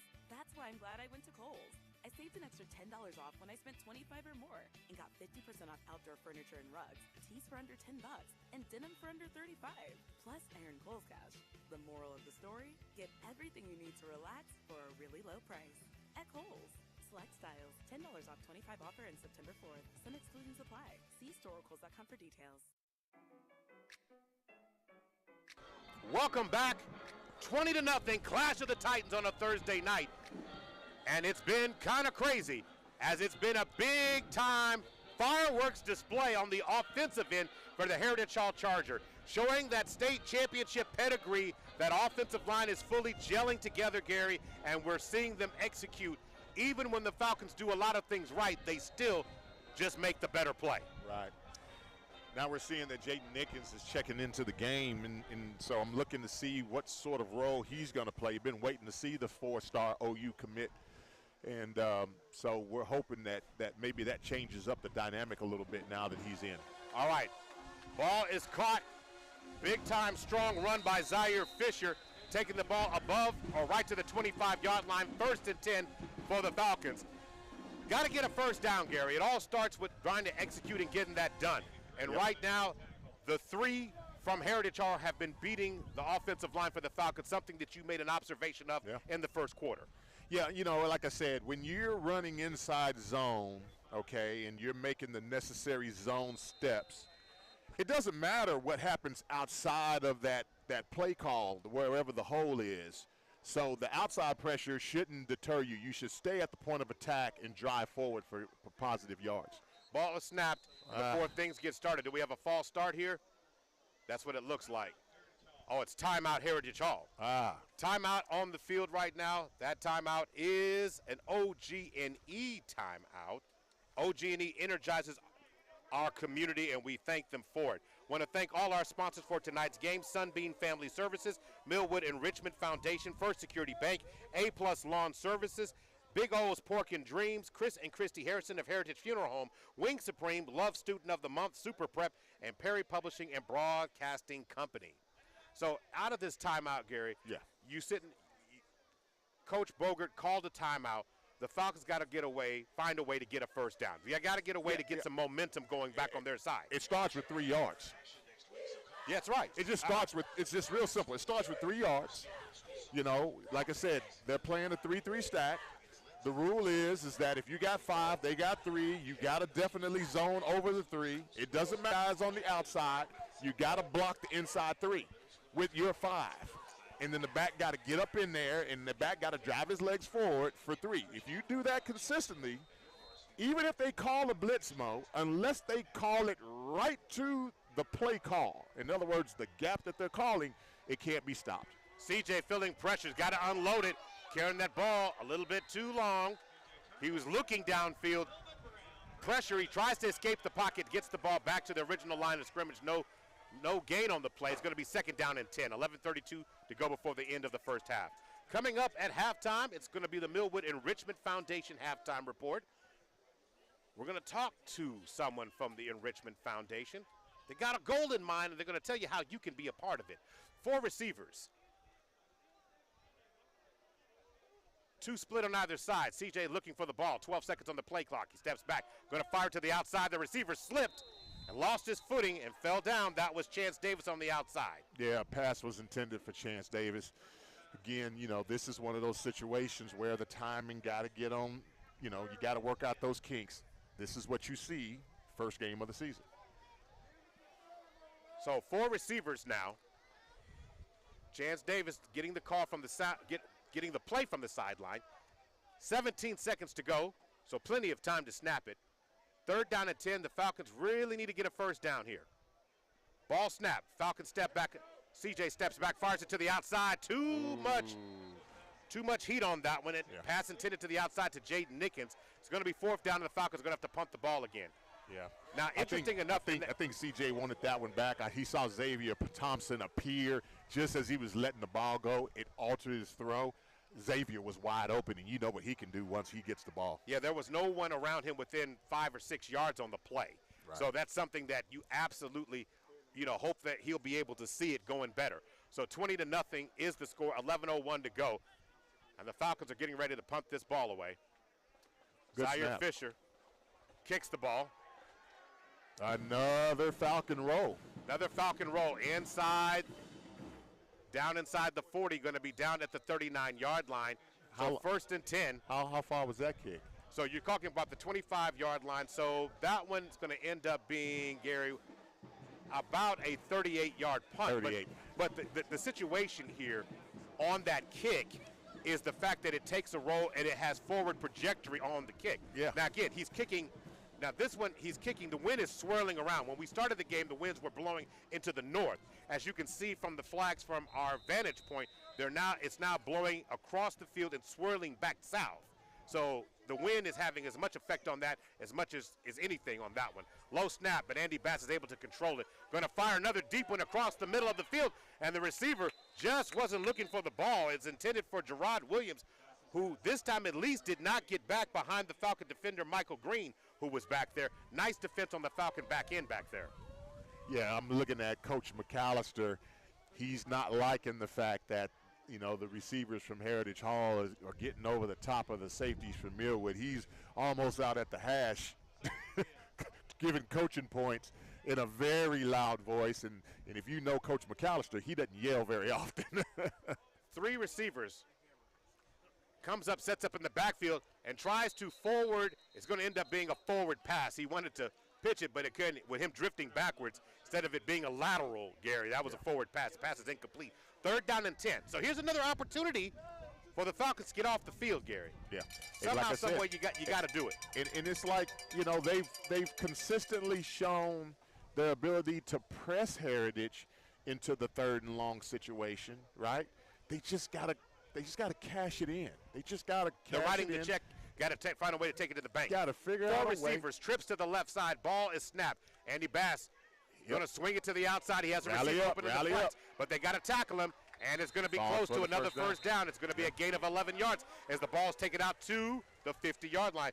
Nice pass and catch. This time, Cal Welker, who's been kicking extra points in this game, gets a nice screen pass from Andy Bass, and Andy doing a good job of waiting till the defenders commit to him before he unloads the ball, Gary. Yeah, I mean, that's just basically a sprint option. Yeah, that was a sprint option throw. And, again, they're putting a lot of pressure on the secondary for Millwood. 4 receivers, trips to the outside, ball at midfield. Bass standing at his own 45-yard line is going to put it in the belly of Travis, and a nice open field tackle that time by number 34 for the Falcons, Deshaun Buford on the play. So the ball is officially now, No gain, so second down and 10. Under 10 minutes to go before the end of the first half. 20-0 is our score. And this time check is being brought to you by A-Plus Lawn Service. Do you want your home or lawn company, or you want your home lawn or company lawn to look green? Yes. Give them a call. 405-535-5139. Who do I ask for? Milo. There you go. Ball is snapped. Going to come to the outside. Andy Bass looks for a crease. Going to get tackled. Good pursuit. Never giving up on the play, and you like to see that. Kenneth Childs, the junior linebacker, making a play for the Falcons on that one, Gary. Yeah, that was actually a pretty decent stop. You know, you're talking about 3rd and 6 now. Another positive situation for the Falcon defense. Anytime it's more than 5, it's a positive situation. That's right. As you said, you just got to find a way and not give up. In fact, if you really want to be honest about it, all 3rd down plays that have been touchdown by the Chargers have come on 3rd downs. They have. Ball is snapped. Bass is going to roll to the right side. Drag her across the middle. He's going to fire it across the middle of the field, and that time good pressure by Childs. Good play by Jay Nick. And Jaden Nickens, nice coverage, so 4th down and 6. But Brett Bogert, there's no guarantee he's going to punt this ball, but you got to be ready for it because Andy Bass is the punter. Right. So you can't blink. You can't get out of your rush lane. You can't stop covering downfield if you're a secondary player for the Falcons. And again, considering the fact that it's 4th down, you're up 20-0, why not go for it? The officials are calling for time right now. So all the players got to stay on the field. This is not a not a water break. The officials are just calling for time. Not really sure on what really is going on here, other than there's allowing a player to get some equipment adjusted correctly. So, Gary, 4th down and 6. What should the Falcons expect? To me, screen plays. Yeah. And screen plays, and also that deep route, that deep post across the middle, running from the seam. I mean, that has led to touchdowns or almost touchdowns on several attempts here by the Chargers. Or you just look for Bass to keep it and run it. You know, variety of ways, right? Quarterback zone read, him just getting out on the edge one-on-one and making a play. Again, it's 6 yards, very, very reachable. He rolls right. Oh, he lets it go early. Lets it go early and throws to a wide open. He's still on his feet. Yep. Catch is made in the open field by Cal Welker, who's going to get another Charger 1st down. And you know what's really disheartening? When you're playing defense, it's not that I almost gave up the 1st down. Not the I gave, you needed 6, got 7. Right. That'll make you mad. Right. But it's deflating when it's 3rd down and long and you give up 20 yards. Yeah. You give up a touchdown. You give up a 19-yard play. Yeah. Those plays take the air out of your defense, folks. Yeah, it just does. That's just kind of like a breakdown sort of situation. Gonna fling the ball to the outside. Good flat. play. Great open Xavier field tackle. Thompson, that corner, see how he came through the outside shoulder. He read that screen, defeated his block, made a tackle. I don't even think it was for a gain at all. Or it may have been a loss. Yeah, a loss of 1. Loss of 1, so 2nd down and 11. Great open field tackle. Great open field tackle. But you got to build on it. You got to build on it. 7:55 to go before the end of the first half. 20-0 is the score. The Falcons only 1 first down this half thus far. They got to find a way to get the ball back and give the offense more opportunities. Right now, the defense having to tread a lot of water. The only thing good is as the sun drops off behind the trees over here on the north side. Hey, Mo, just a notation here. I'm looking at this secondary combination that's changed up. We see Jaden Nickens at safety. We have Xavier Thompson at the right corner. We have Zaire Fisher at the left safety. And then we have Jamarion Franklin at the left corner. He's a young man that joined the Falcons roster, transferred in from Douglas High School. Good player, got a lot of ability. Just need to get acclimated to the Falcon defense. Now, when you look at the situation here, Gary, and you're talking about the personnel groups, it's all about back-end communication. You know what I mean? So it's a matter of when you put these guys together, they got to form a nucleus, Gary, where we have an understanding on who everybody's responsibility are, whether you're playing cover 2, cover 4, or man. Right. If the linebackers are in coverage and they run through the zone, who's the communication? Are they watching to keep that? Yeah. Right now, Heritage Hall has been able to exploit that for big plays. So now on the backside, again, this is game one. Yep. This is what we're talking about, but this is something that you got to do better at. Right. Or get better at. No, and you know, I think Heritage, from a talent standpoint, they have more coming back. Yes, they do. From last year. And so the continuity early on is going to show itself. There's going to be a difference there at the very beginning. And honestly, the offensive side of the ball, Heritage Hall is already rolling just like they did last year. Right. In fact, right now, you would say that it doesn't look like it's much of a fall off between them right now. Right. No, they actually are executing. In fact, I think they're executing better this year than they did last year, because remember that game last year, it was a bit of a dogfight. Three receivers stretching out of the backfield. Jordan Harris lined up in the backfield. Multiple flags on the play. It's going to be false start against Heritage Hall. Yeah. Had two players moving at the same time, something that you can't do. And so that's going to come back. That's going to give the Falcons a little bit of a break. Moving the ball right back to the 30-yard line now. So looking at second down and what will be 16 yards to go. So again, these are opportunities. The Falcons got to hold them out here. Give themselves a chance, Gary, with multiple possessions if they can before the end of the first half, if it's possible. Three receivers. Lining up out of the backfield, you got Jordan Harris lining up as a running back, but he knows what to do coming out of the backfield. Nice chunk play, a gain of what will be 8 or 9 yards, taking the ball inside the 20 down to the 18-yard line, Gary, maybe the 19. So you go from an 11-yard gain, you go from second down and 16 to 3rd and 5. I mean, they lined up in the trips right, and Falcons had it covered by formation, by alignment. But then when they motioned the back out, which made it a quads, Falcons didn't have an extra guy. So, again, you got to be able to make those adjustments. You got to be able to recognize that somebody's got to rotate. Somebody should have been rotating. Yep. Three receivers, stacked two to the right. Andy's going to call his own number, and a flag comes in as he powers his way what will be inside the 15 down to the 10-yard line. Is it me, Mo, or does it just seems like they're getting the edge just really sealing it. They're sealing that and just hitting that edge and getting around there. It's 4 or 5 yard gain before we even begin to rally. Chunk plays, Gary. Now, I mean, we're not getting in other words, the pressure up the middle, they're able to sidestep that pressure and get to the outside. And when we start looking at some of the guys we know, like, Big Meech, he's not seeing action tonight. He's on the sideline over here. You got key guys that are out. So these are guys who are getting new reps and new positions, new opportunities. So, again, you use guys like Micho Levine as your monsters. You're expecting them to be like guys like Carlos Strong last year. Right now, the Falcons are still trying to identify who those players are going to be, and it's showing early in this game. Yeah.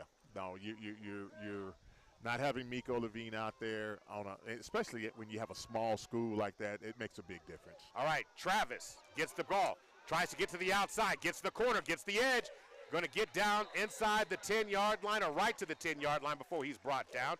Good carry again as Barrett Travis got his helmet knocked off. He'll have to take off a play, but nonetheless, it's going to be another Charger first down. And again, being able to you just talked about it, Gary, that edge is being set by the Chargers. Yeah. They're turning it, and the Falcons are getting caught up. The linebackers getting caught in the wash. Yeah, can't get free. One of the things, defensive ends, they're not maintaining outside leverage. That's one issue. The other issue is that the offensive line of the Chargers able to get up on the linebackers, and then that puts all the pressure on that corner and safety out there to try to roll up and contain. Three receivers. One receiver. Inside receiver comes inside out. shovel pass. Shovel pass in to Rhett Davis, who takes the ball down near the 5-yard line, gain of 3 down to the 7. Yeah, tackle made by Cameron Carter. A little bit of a cut tackle.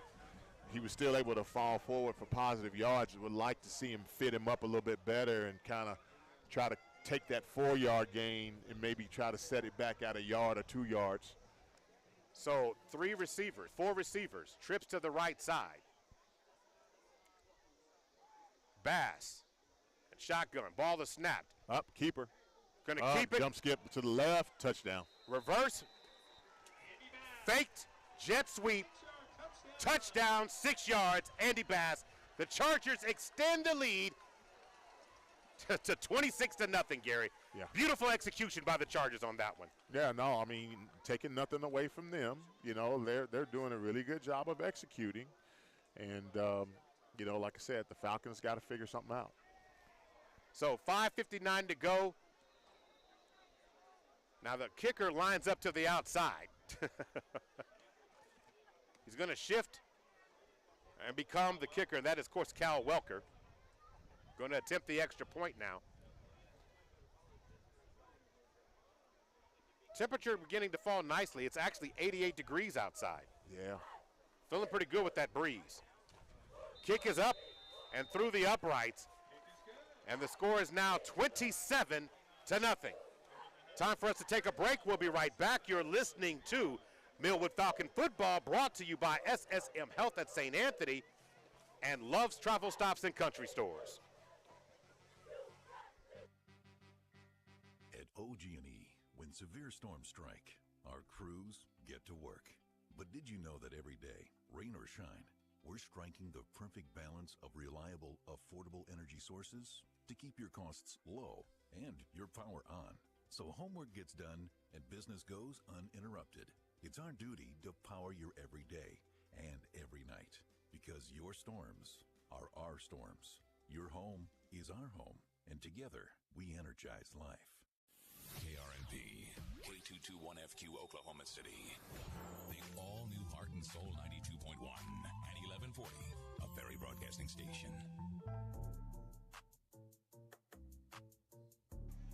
And we are back. 27-0 is the score right now. It's the clash of the Titans, and right now the Heritage Hall offense is flexing all types of variations in their offensive play calls. The formation look like it's regular season for the Chargers. Look like they haven't missed a beat. So now the Falcons trying to get some energy going here. 5:59 to go. Let's see if the offense can get something going on this possession. Ball's going to drop. Zaire Fisher picks it up at the 10. He's at the 20-yard line, gets to the outside. At the 25, still on his feet, fights ahead to about the 27-yard line, Gary. Yeah, and good return, considering the fact that, the ball wasn't fielded cleanly. It hit the ground. Was still able to get it out to the 27-yard line. That's great effort by Zaire. So the Falcons have got to find a way to manufacture some runs here, Gary. Yep. So whether we've got to try either some jet sweep. Now, we've been using our primary runner tonight has been Lamar Davis in the backfield right now. So the Falcons got to find a way to, as they say, manufacture some running offense to help CJ a little bit settle down. The Falcons' success is hidden in between the tackles. It's not necessarily the jet sweep, Mo.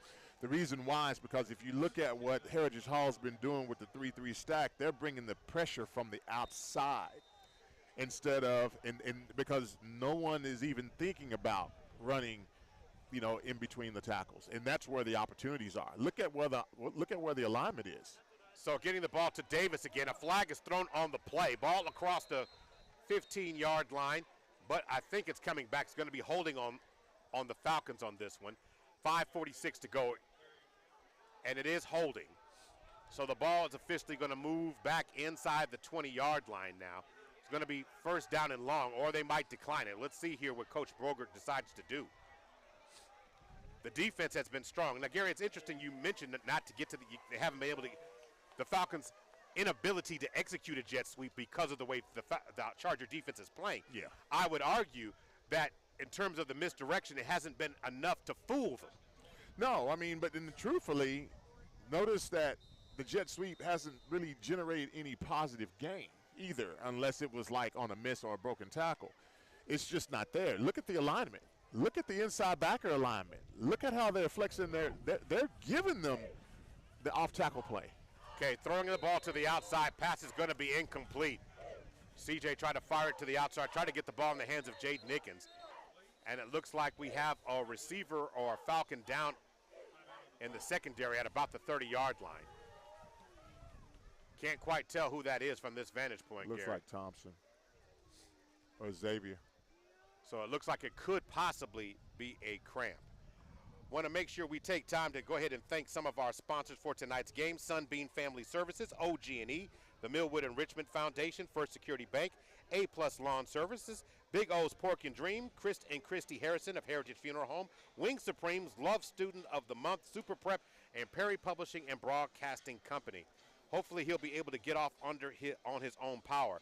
SSM Health. Sometimes it's just a cramp. I'm sorry. Sometimes after a hard-fought game, a player needs the services of a sports medicine specialist. At SSM Health Hospitals has a great team to get a player back in the game from injury. And Love's Travel Stops and Country Stores.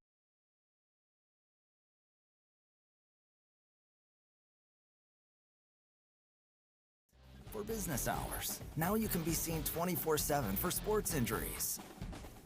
Whether you have a sprain or a broken bone, at the SSM Health Bone and Joint Injury Clinic at 13401 Northwestern.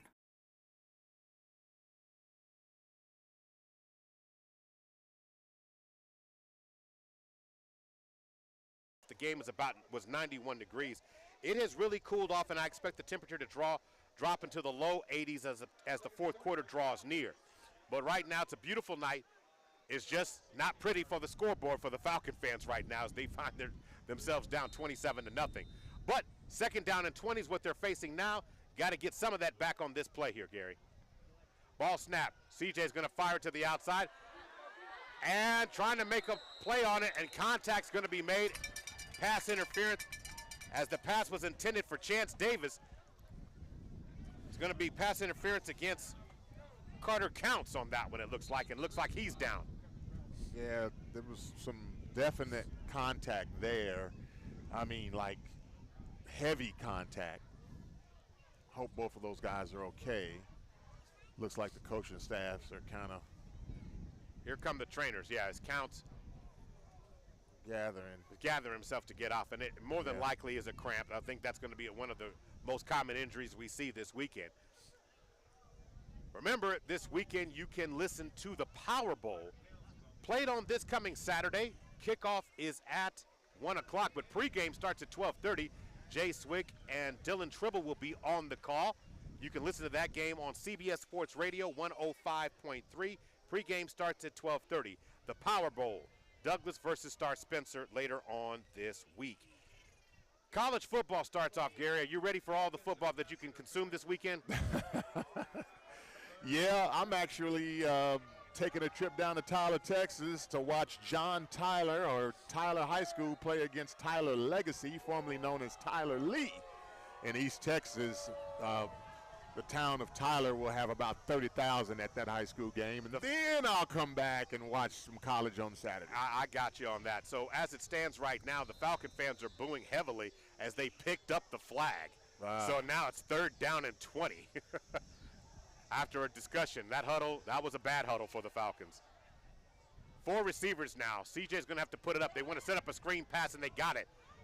Davis has it, trying to get to a spot to the outside, and another flag is thrown on the outside over there against the Falcons. Got to run north and south, Mo. You can't run east and west when, that's your yardage is north and south. You know what? That was something that I'm going back to the game against Washington in the championship game. That was a team that was schemed well against the Falcons and took away the Falcons' ability just to create separation of that speed. The Chargers, as Coach Franklin alluded to, has said that the Chargers are one of the fastest teams the Falcons are going to see. They're well coached too. Yeah. So as you said, you're not going to get anything good running north and east and west.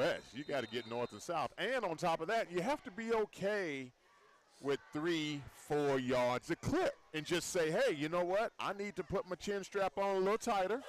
It's going to be a hard-fought game because it's the inches, it's the feet. It's not going to be the home run ball every time against a good team. Yes, you're right. So 4th down and 16, and Fisher's going to kick the ball. This time he has the wind at his back, and the ball is going to be fielded. Going down low to make the catch. Nice job on that, on making the catch out there was Jordan Harris. Yeah, Jordan Harris has had quite a first half. He kind of caught that off the bounce off the ground. I mean, that was a good catch. It's one of those where you say as a coach, okay, good job, but don't if anybody else, don't do that. Yeah, don't do that again. Ball bounced, and the Falcons needed a break. I was, kind of hoping that he kind of squibbed it a little bit, I'm just saying. I mean, that's the kind of ball that you could easily muff anyway, So here we go. 3 receivers, twins to the right side. Ball snap. Bass is going to throw it across the middle again to Jordan Harris. Harris, well timed. That was close by Terrence Taffy, but he got there. All right, so yes, I'm looking at this. This kid must be a 4-3 kid, 4-4 kid. because he gets down there real fast on those routes, those 6 long foot, routes. 175 and can fly. He looks the part, but he is just making it look too easy. His ability to just get separation, and break. And he's got a great route tree and discipline too. Yeah. Pistol formation for Bass. Bass escapes the pressure in the backfield. He's still on his feet. Eludes 2 Falcons. Now great effort and hustle by number 51 for the Falcons, Jordan Johnson, who missed him on the initial tackle, but kept hustling and made the tackle and kept pursuing him to get him down. Yep. Now that was actually a great play, and I'm really impressed with Bass's ability to run the football. There's a reason why the University of Oklahoma wants him to come play running back for them. He has great athleticism, good feet, kind of good to see that display of top talent here in this first game. 3rd down and 8, 27-0, Heritage Hall. Pistol formation, 3 receivers, twins to the outside, ball snap. Bass is going to throw it across the middle, play action, pass is complete. Running across the formation with a catch is Bladen Vogel. Vogel's going to get a Charger first down at the 30-yard line, gain of what will be almost 15 yards. And correction, that is Knowles on the reception, Carter Knowles on the catch. Yeah, they just completed that drag route right across the middle of the field, right behind the linebackers. The linebackers are so much thinking run. Key in on Bass to where they're not getting into their drops. He does a great job of play action faking. But you come in game planning for him. Yep. Now to the outside this time. I got this one right. This is Bladen Vogel. Vogel's going to turn the corner on the outside, get a couple of yards, maybe a gain of 2. Nice tackle by Cameron Carter. 2nd down and 8. Cameron Carter in on the stop. 3:52 to go. 27-0. Chargers in control. Jet sweep across the right. Again, inside linebacker out there making the tackle on the jet sweep. That says a lot about Cameron Carter. So now, real athletic play by Cameron. 3 receivers, twins to the right. Pistol formation, Bass looking left. Throws across the middle of the field and going to catch a sliding route again by Knowles. He's going to get another first down at the 16-yard line. 3:23 to go. Yeah. And again, another drag right across the formation, Gary. You called it. Yeah, that was a play where I was kind of watching Cameron Carter on the drop. He took a good drop. The problem was that he kept his eyes back in the backfield. He never looked around to see what was coming to him. Understanding your threats pre-snap is important when you're talking about a linebacker drop, and you can see those routes come to you so that you can adjust your drop. Ball's loose on the ground, and the Falcons are trying to fall on it. Did they get it? It looked like they got it. The Falcon football. The Falcon needed that, and every bit of it. Cameron Carter was in the backfield. The only thing I'm going to say about that play, Gary, is he wanted to take it all the way back. He didn't secure the ball, which could have gave the Chargers a chance to get the ball back. No, you're right. They were trying to, he attacked the ball at the mesh point when they were trying to run the jet sweep across the formation on the ball quarterback to receiver exchange. Cameron Carter was all in that and broke it up. I tell you what, Mo, it's really, I've had the pleasure of being able to return the ball. It's hard with all that green in front of you to slow yourself down and get the ball and then kick it back up in high gear. You're just really excited trying to get out of there. 4 receivers. This time they're going to run the ball at the point of attack. Okay, not bad. That was a gain of 4 yards. Inside zone play, in between the tackles. It's there. So you got to keep doing it. Force the Chargers to play a different style of defense. Yeah, you got to make them bring it in. You got to establish something first inside the tackles. Then they bring those backers in. That opens up what you were talking about earlier, things like the jet sweep or being able to swing the ball out on the edge, things of that nature. 4 receivers now. Again, look at the alignment by the linebackers. They're giving you the inside zone ball play. A snap. CJ's going to put it up.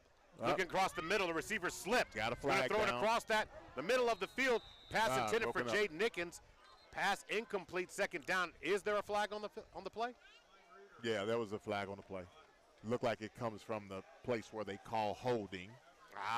There it is in the backfield. I can see it now. Yep. That ugly yellow flag sitting on the field right about the 20-yard line, so it's going to be Falcons going to be tagged with that. Yep. For as the spot foul is going to move the ball back inside the 20-yard line, look like what will be the 18-yard line. So 2nd down. And looks like second down and 18 now. CJ, shotgun formation. Davis in the backfield with him. Ball is snapped. CJ looking, pressure, steps up, decides to pull it down. CJ staying on his feet. He's at the 35, he's at the 40, he's at the 50. It's going to finally lose his balance and fall down in Heritage Hall territory. And he gets the Falcons a first down at the 45-yard line of Heritage Hall. Now that run, or CJ's ability to execute runs like that, adds a different dimension to the Falcons offense. And so whenever the quarterback is a threat where he's actually looking to gain positive yards, that definitely does change the complexion of this Falcon offensive scheme. That is a Sunbeam Family Services first down. We all deserve a brighter future. For more information, go to sunbeamfamilyservices.org. And they try to throw what looks to be, are they going to say that's a lateral?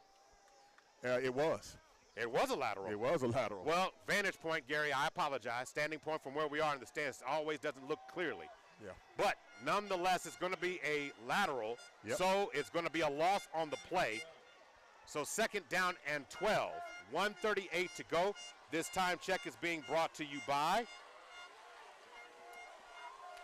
A1 Lawn Service, A+ Lawn Services. Timeout Heritage Hall. Timeout Heritage Hall on the play. So do you want your home or lawn company, home lawn or company lawn to look good, green, full, and healthy? Call the professionals at A+ Lawn Services. Owner Milo Wilson and his staff will take great care of you. Just call for an appointment today, 405-535-5139. This is an OG&E timeout on the field. They energize our community. So, Gary, with 1:25 to go, the Falcons are in business. The second first down of the first half. So now CJ improvising and doing, as again, good blocking, no hands, the players, CJ doing it all, being physical. And one thing. Injuries don't wait. For business hours, now you can be seen 24/7 for sports injuries. Whether you have a sprain or a broken bone, at the SSM Health Bone and Joint Injury Clinic at 13401 Northwestern.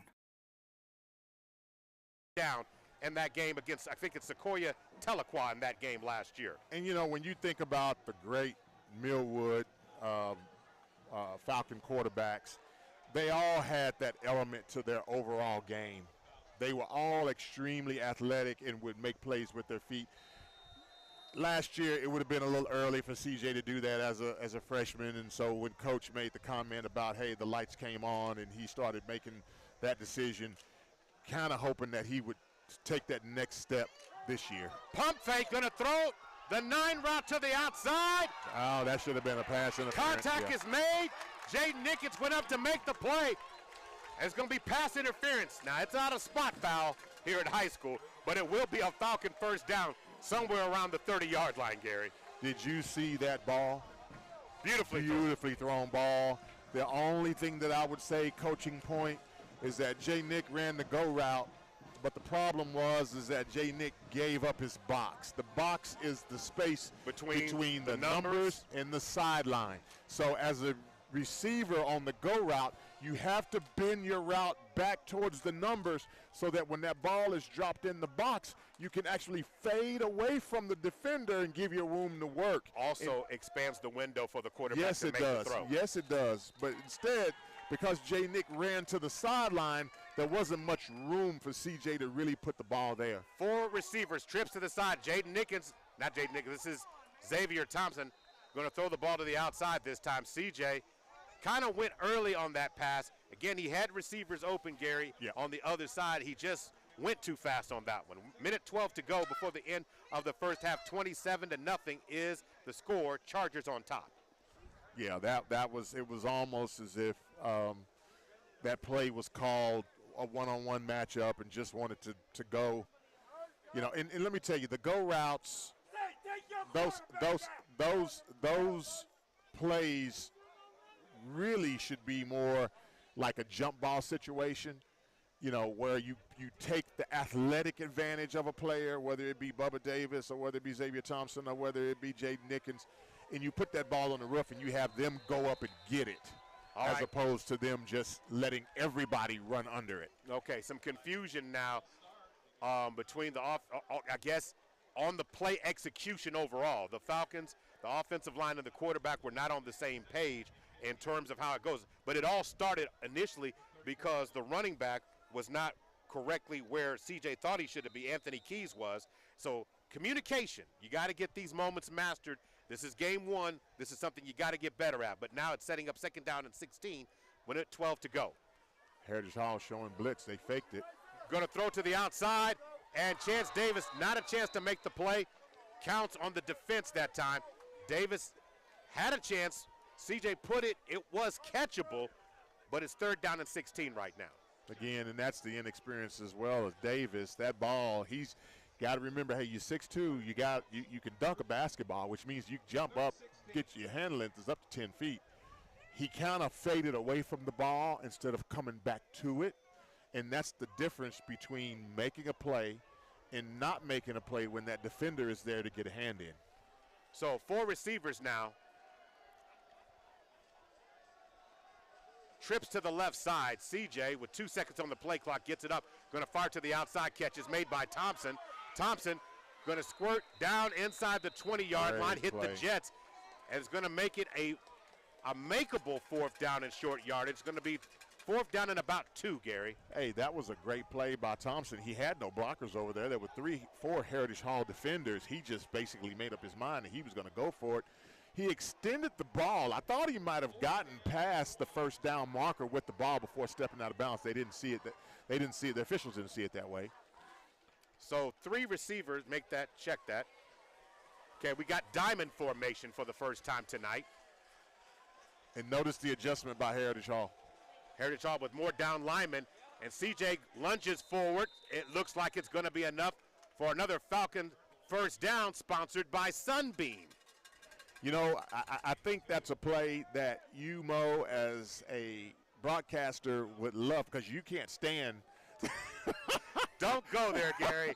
Don't get me started on that. You can't stand the inside zone play on 4th and short. Not when the running back's 5 yards deep. Don't get me started on that, Gary. I absolutely cannot stand that. So for the quarterback, especially on a delay play. So the quarterback to go and get under center, that was right up your alley. You were like, yes. Give me power football. Give me. Right. Simplify the game. Don't do all this complex stuff. Hey, but we're a long ways away from Hayden Fry. Injuries don't wait. For business hours, now you can be seen 24/7 for sports injuries. Whether you have a sprain or a broken bone, at the SSM Health Bone and Joint Injury Clinic at 13401 Northwestern.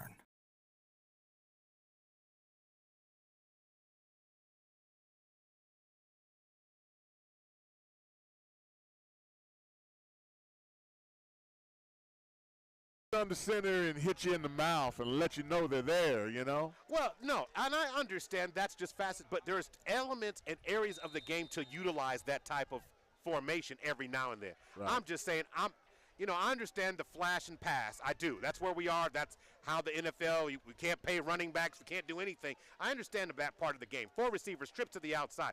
CJ. Thank you for the inside zone Going to hand it to Keys. Keys got the keys. Takes it inside. It'll be 1st and goal Falcons. However, there is a flag in the backfield. But and hands on his head. I hope it's not true, but it looks like they're going to call Jordan Johnson against the Falcons, holding against Jordan Johnson and the Falcons. Yeah. There's nothing you can say off that one. Yeah. But again, how about the delay handoff to Keys? I like that. No, I mean, they had the right alignment. The tackle box was wide open. There's only 3 guys in there. 1 backer, right? I mean, they're giving it to you. 5 should be able to block 3. But you got to do it. You got to do it. You got to do it. So it's not as easy as it sounds. So 4 receivers. No, it's easy. It really is that easy. Okay. Are we executing it? Well, they're okay, not all right. Okay, Gary.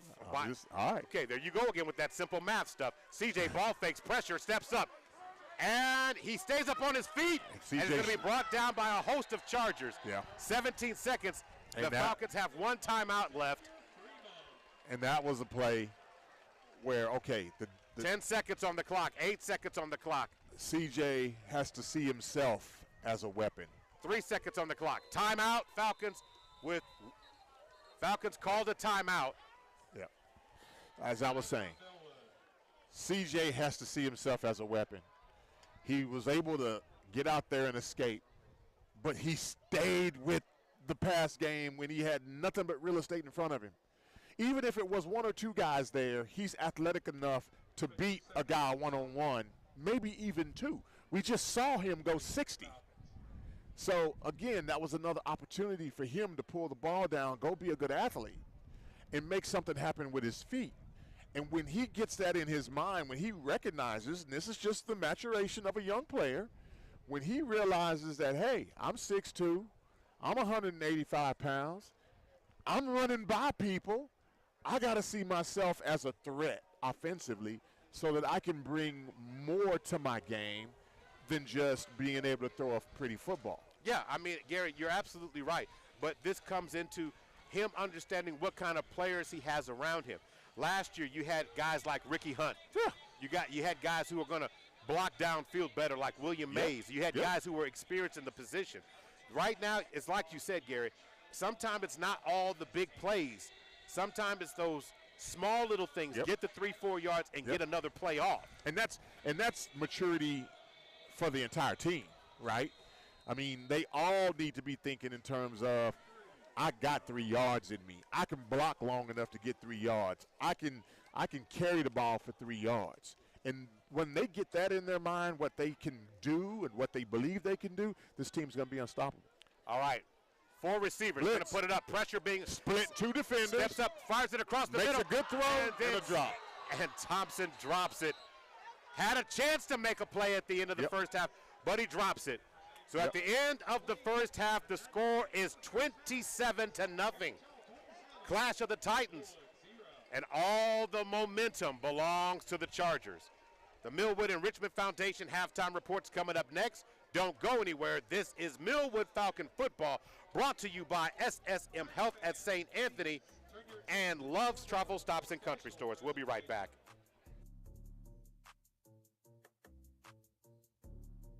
Oklahoma City, what's good? It's your boy Cooley High. I will be performing September the 2nd at the first. Oklahoma City, we're live right now during the Millwood Falcons broadcast, and with today we have Mr. Milo Wilson. Mr. Wilson, how are you doing? I'm great. Yourself, sir? Give us that great title of yours representing Millwood in what capacity? I am the Millwood and Richmond Foundation president, also the Millwood Oklahoma City School Board vice president. Wonderful. Well, right now I know you represent the Richmond Foundation, raising money. The goal is $25,000.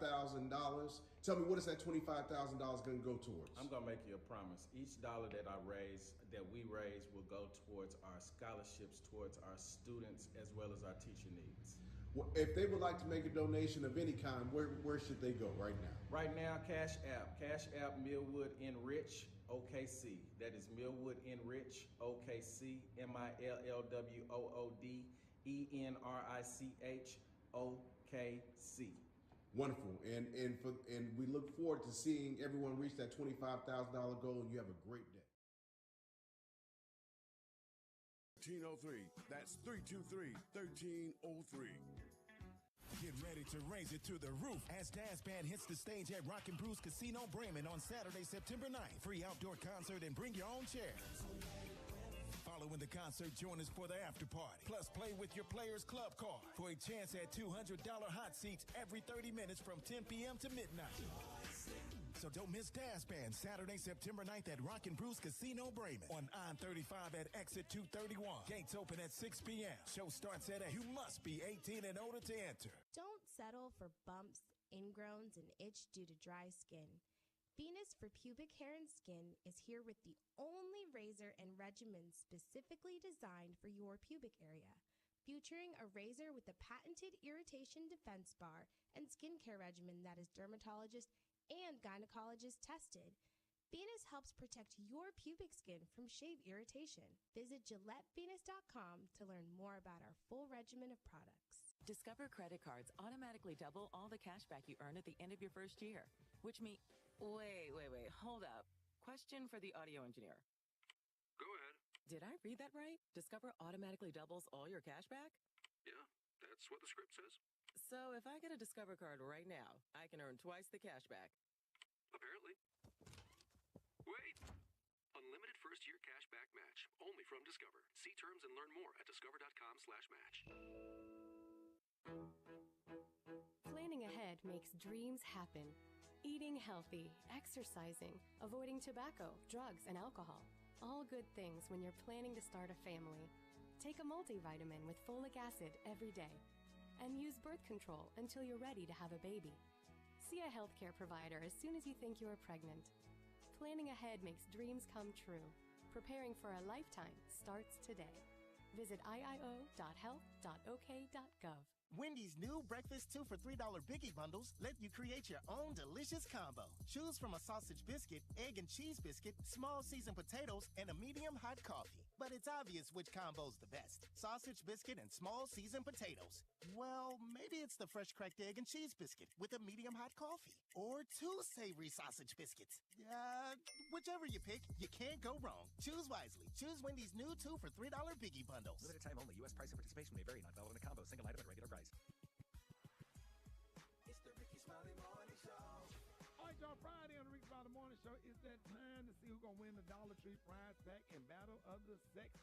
And of course, honey, I have got the hottest celebrity and your Friday color today.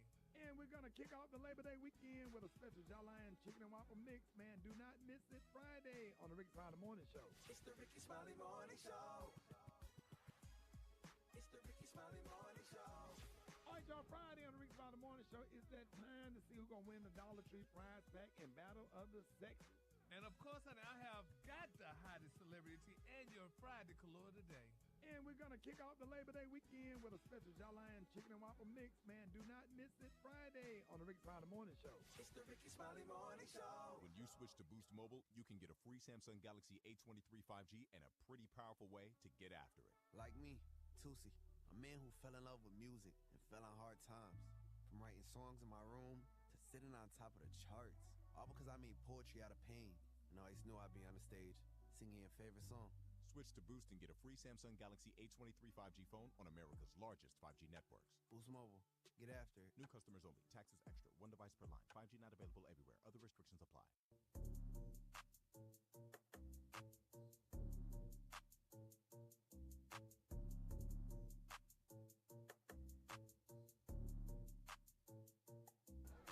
Welcome back to the Clash of the Titans halftime report, brought to you by the Millwood Enrichment Foundation, and I am joined in our stadium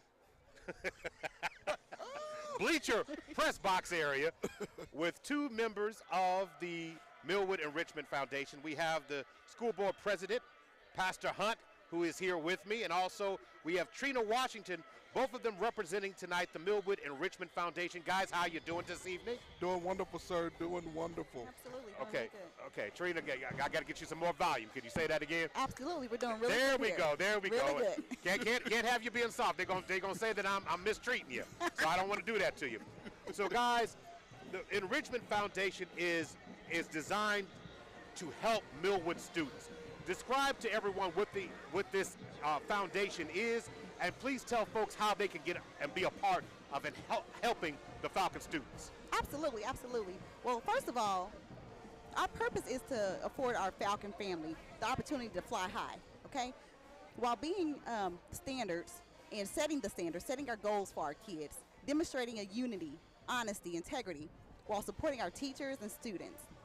Our aim is to continuously govern a body, sound, giving judgment, and encourage better behavior as a whole.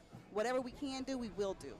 With that being said, we're looking just to grow together, stand together, build our family, grow how we used to be, stand strong.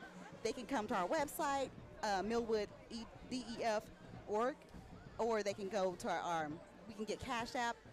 Cash App is Millwood Enrich OKC. Dollar sign, right? Dollar sign. Gotta get that dollar in there. sign, okay? And as well as Facebook. We're all over Facebook, okay?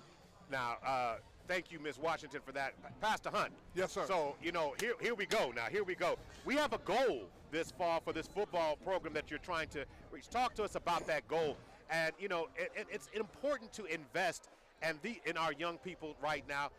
Times are hard for a lot of families, yes, and sir. These things can be extremely beneficial to them. Yes, sir. We are encouraging those that are listening to us tonight to come to the website or even the Cash App to support the Millwood Falcons. The whole dream and vision of this foundation is to support our students and to support the teachers. So our aim for this semester is $25,000. So with that, you can give, and all proceeds that is being donated will go toward the student scholarship, and also to help the teachers keep supplies and everything that they're needing in the classroom. And so many things there that you can slice up and dice on that. So, I mean, give what you can, but yes, obviously, yes, if you could do $5 a couple of weeks out of the month. Yes, sir. It doesn't have to be this banner giving, no, guys. Sir. So we understand how it sounds on church on Sunday. Okay, we understand that, but we want we want a basic starting point. We do. And even if you say we want to pledge $1,000 and you want to break that $1,000 up throughout the course of the year, whatever amount that you want to give. It's totally acceptable to us. We are excited to partner with the community to say, hey, we want to help Millwood, help the foundation, support our kids, and support the teachers. Ms. Trino, as we're talking about this, scholarships, opportunities for those kids who are struggling and want to aspire to go to the next level, this Enrichment Foundation will help them in that regards too. So it's not just about the needs of this year. It goes beyond that too. Absolutely goes beyond. We are educated people over here. We educate our kids. We want them to go to school. We support them to go to school. We give scholarships regularly. All they have to do, and every dollar that's given will go out. Every dollar that we get will be given out.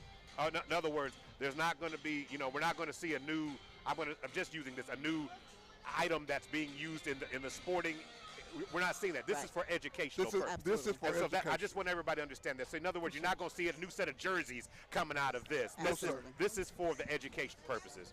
It is for the educational purposes with our new leader and our new visionary for the foundation, our president, Mr. Milo Wilson. He wants everything to be gone. He wants to give everything back to the students. He wants to give everything back to the teachers and the district. So he don't want to hold nothing. Right. So everything that we raise, he want to let it go. And he wants it again, so you can see the dollars come to work. Yes. As those things are purchased, will they be able to see that on the website? Will you guys update that information? So, for example, if the need was we needed to get some educational material, or if the need was, will there be accountability on that side so that people can see their dollars going to work?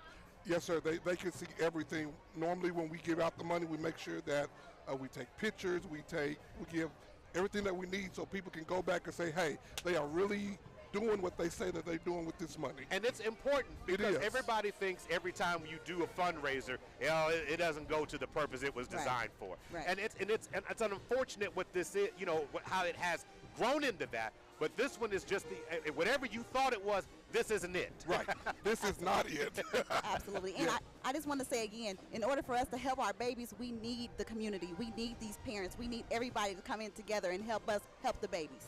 Absolutely. I appreciate that. Can you give out that information one more time, where they can make the contribution at? For sure. For Cash App is $Millwood Enrich. That's ENRICHOKC. And then our website is millwoodef.org. All right. And they can donate. You can donate. And again, any amount would be appreciated. Any pledge amount will be appreciated as well. Now, guys, you guys are going to be talking about this. So when that starts coming in, I'm hoping that during the Falcon broadcast we can say, hey, this much came in. Yes, sir. We're challenging everybody to push more. Yes, again, sir. That goal again was what for the fall season? $25,000. $25,000. Yes, sir. And believe it, if a community can give it, hey, we could get a step closer to that. We could get there. Yes, sir. So, yes, I mean, sir. so that's what I'm saying. So it starts off with 25 people tonight giving $10. $10. I mean, if you can do that, 25 people, 50 people giving $10. Yes, sir. If you can do that, one more time with that, where they can give, because that's the part they got to hear. Absolutely. Cash App, $ Millwood, Enrich, OKC. Our website is millwoodef.org. All right, guys, this is Trina Washington and, of course, Pastor Hunt here, Yes, the sir. Florida School Board President, talking about the Millwood Enrichment Foundation. Guys, thank you so much for stopping by. We're going to take a break, and Gary is going to have to talk to me about how we're going to get this team back in this game. Thank you, sir. We appreciate it. Thank you so much. I appreciate that. That is, again, the Millwood Enrichment Foundation. They will be joining us for every halftime this season. So you guys will be able to get updates and hear on things that they are pledging to give and what your contributions can earn. Want to make sure we thank all of the sponsors: Sunbeam Family Services, OG&E, First Security Bank, A-Plus Lawn Services, Big O's Pork and Dreams, Chris and Christy Harrison of Heritage Funeral Home, Wing Supreme, Love Student of the Month, Super Prep, and Perry Publishing and Broadcasting Company. We will be right back. At OG&E, when severe storms strike, our crews get to work. But did you know that every day, rain or shine, we're striking the perfect balance of reliable, affordable energy sources to keep your costs low and your power on, so homework gets done and business goes uninterrupted. It's our duty to power your every day and every night, because your storms are our storms. Your home is our home, and together we energize life. OKC, All Gas presents the Have Not Foundation first annual Lottie Festival with the theme Celebrating Community. The festival will feature live concerts by Gouda Man, Sire, Super J, Eastside Baby, and more. It's all going down Saturday, September the 2nd at Northeast 13th and Lottie Avenue. If you'd like to have a food truck or vendor space, call 405-227-9919.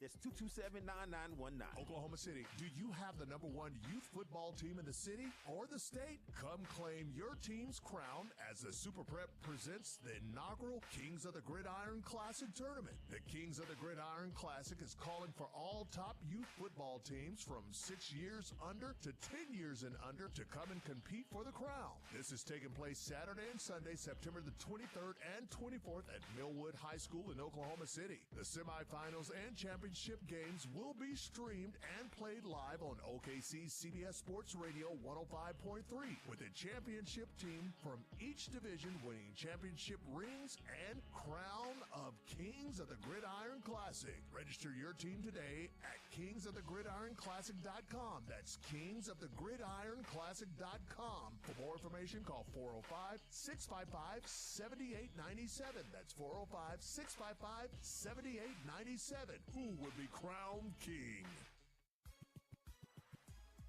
It's the Ricky Smiley Morning Show. All right, y'all, Friday on the Ricky Oklahoma City, we're live right now during the Millwood Falcons broadcast. And with today we have Mr. Milo Wilson. Mr. Wilson, how are you doing? I'm great. Yourself, sir? Give us that great title of yours representing Millwood in what capacity? I am the Millwood Enrichment Foundation President, also the Millwood Oklahoma City School Board Vice President. Wonderful. Well, right now I know you represent the Richmond Foundation, raising money. The goal is $25,000. Tell me, what is that $25,000 going to go towards? I'm going to make you a promise. Each dollar that we raise will go towards our scholarships, towards our students, as well as our teacher needs. Well, if they would like to make a donation of any kind, where should they go right now? Right now, Cash App Millwood Enrich OKC. That is Millwood Enrich OKC, MILLWOOD ENRICH OKC. Wonderful, and we look forward to seeing everyone reach that $25,000 goal, and you have a great day. Thank you. Injuries don't wait for business hours. Now you can be seen 24/7 for sports injuries. Whether you have a sprain or a broken bone, at the SSM Health Bone and Joint Injury Clinic at 13401 Northwestern.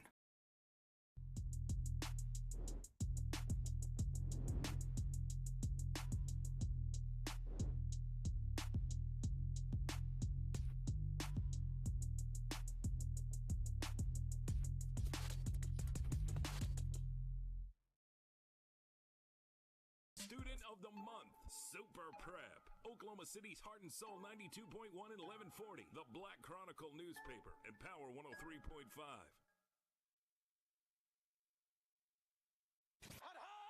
Local high school sports can be heard right here on Heart and Soul 92.1 and 1140.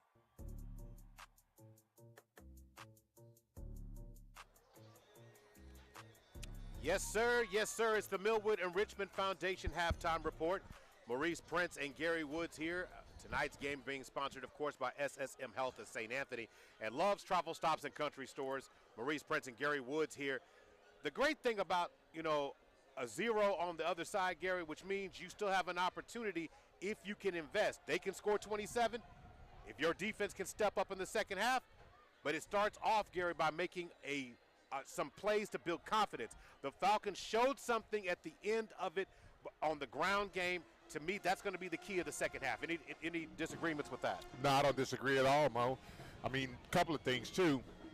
If the offense has success, that means the defense is kind of sitting on the field, which means that Heritage Hall's offense is not on the field either. And so our offense has to figure out a way to sustain drives. They have to figure out a way to move the football in a manner that allows the team to develop a rhythm. They need to move it where they can develop some confidence.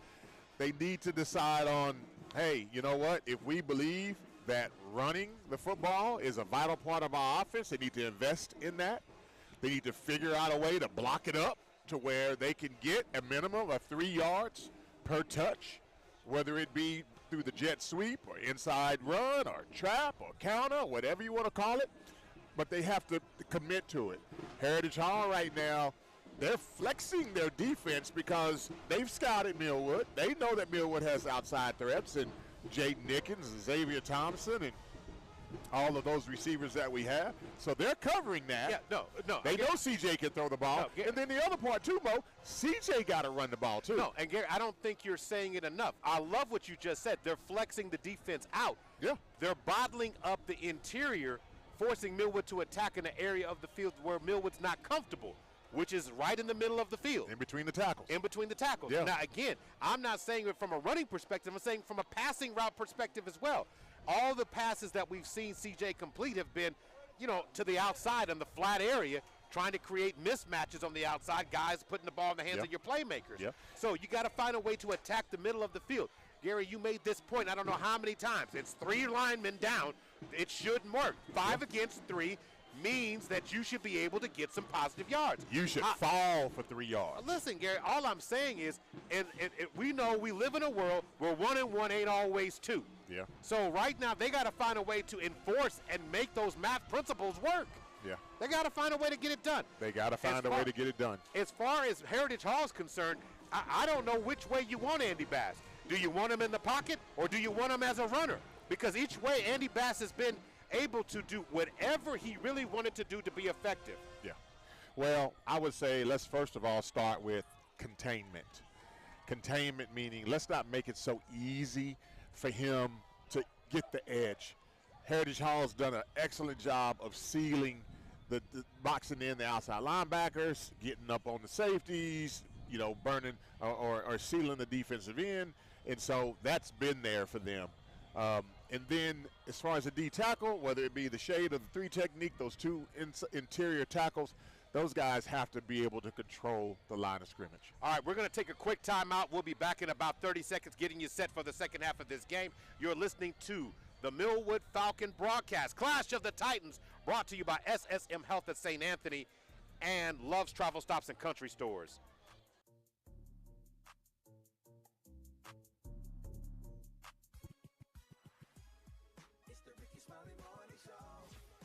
Friday on the Ricky Smiley Morning Show, it's that time to see who's going to win the Dollar Tree prize pack in Battle of the Sexes.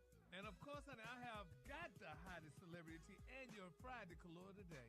And we're going to kick off the Labor Day weekend with a special Jollian chicken and waffle mix. Man, do not miss it Friday on the Ricky Smiley Morning Show. It's the Ricky Smiley Morning Show. Let's get back to more high school football on Heart and Soul 92.1 and 1140.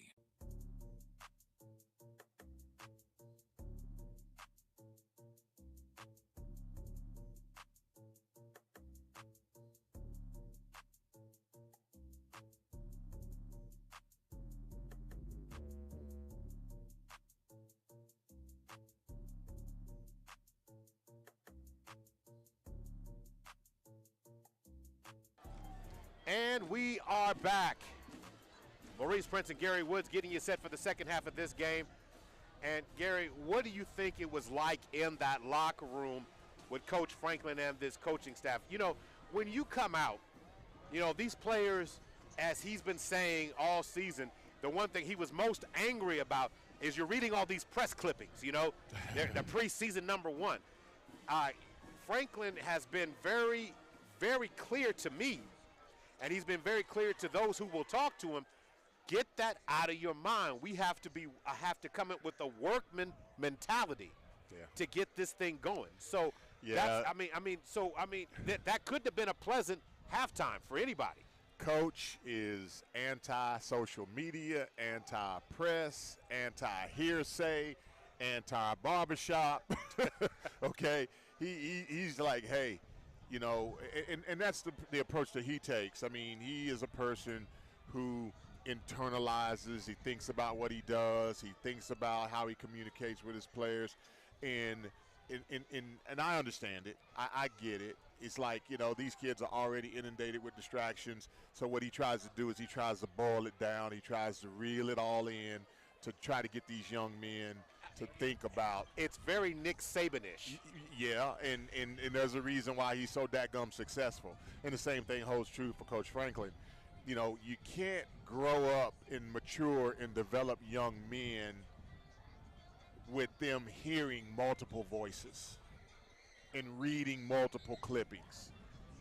They need to have they need to march to one beat. They need to hear one sound. They need to have one understanding. Now, and so he understands that he has to work as a part of the development process to bring all of that into alignment. I love everything you said. And I'm going to clarify what I was meaning when I said that the Falcons have a 0 on the board.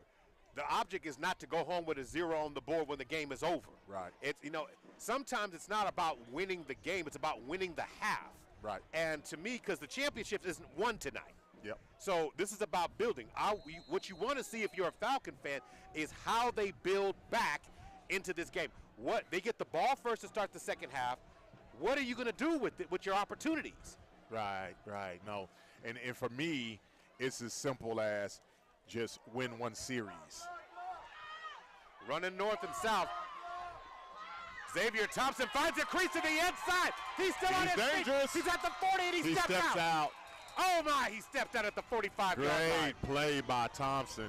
Man, the stiff arm going around the left side created a play for himself. That young man is electric. Gary, I'm going to be honest with you. As a broadcaster, I made the most cardinal mistake as a play-by-play. What is that? He's running north. He's running, they say, east and west, not north and south. Right. And it didn't look like he was going to get the corner. Oh, but that stiff arm gave him the corner. I know, but what I'm saying is it didn't look like it. Yeah. Heritage Hall was in complete position. Yeah. All of a sudden, hit the brakes, little shiftiness, hit the gear, and takes it upfield. Hey, you know, there's a little something that called mental toughness, extra effort. Xavier demonstrated all of those intangibles. He was your diaper dandy. Does that make him a super sophomore now? Oh, yeah, most definitely. CJ, with the delay, was going to fling it out, and that time he kind of should have. But I think this is a situation where Xavier Thompson was kind of out of breath. He didn't come off the line like he was looking for the ball. Well, I mean, he just ran. I know, but the coaches kept him in the game. Yeah, I understand that. And sometimes you can't always get that substitution like that. But I think more importantly, too, and what happened to the game, if there's nothing there, CJ has to flip a switch and turn into a running back in that deal. He kind of hesitated and was kind of shuffling around instead of just saying, find green space, go. Loss of 2, second down and 12. The winds are starting to pick up here as the temperature is a nice 84 degrees with the breeze. Ball's going to be snapped, a handoff to Keys. Could be a face mask, and they're going to catch it. Came down. So that will give the Falcons a Sunbeam Family Services first down. Would have liked to have seen Keys follow his lead blocker, Jaden Nickens. Did you see how Jaden hit the corner and rounded it up? If Keys would have stayed behind him, he probably would have gotten about 10 to 12 instead of getting 2. Probably would have on that particular sequence of plays there, Gary. but the Falcons do get a first down, a Sunbeam Family Services first down, as the ball is now at the 41-yard line. On that particular play, the Falcons did a good job of securing the edge. He just didn't run it. Got to recognize that. Again, there's a lot of youth on this team. All right, going to work. 4 receivers. Notice the change. Nickens comes in motion. They're going to fling it out to him in the backfield, and Nickens almost cut down. Now he is going to get cut down. And again, they ran Jaden Nickens, and he lined up basically in the backfield on that one. They were trying to set a quick screen to him. But to your point, Heritage Hall from the edge. They changed their defensive front. They went from a 3-man front to a 4-man front now. Did you see that? And in that particular play was extremely effective. Now they're going to consistently do that. One thing Coach Bet Bogart is very good at, and there's a reason why Heritage Hall's straight champions, is he makes game adjustments. It was already working, so he's going to give you something new to look at. And don't forget, the old Grandmaster is still up in the press box looking down. Daddy Andy, who is an offensive genius himself. Ball in the flats. Great tackle, taking on 3 defenders. Nice job by Chance Davis, making his first reception of the game. And see if that doesn't get Chance going a little bit. They cut that down, so the ball is now inside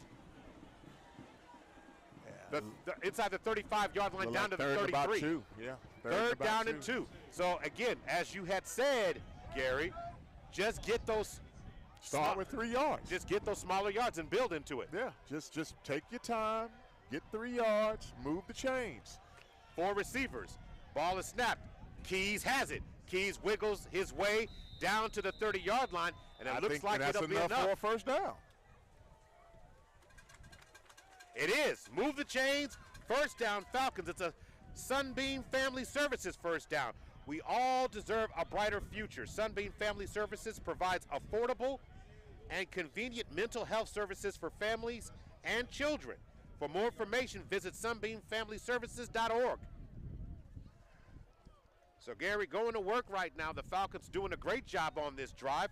And again, from the standpoint it was, you have a 0 on the board. Put something on it, and it feels a lot better. Your defense will play a lot harder.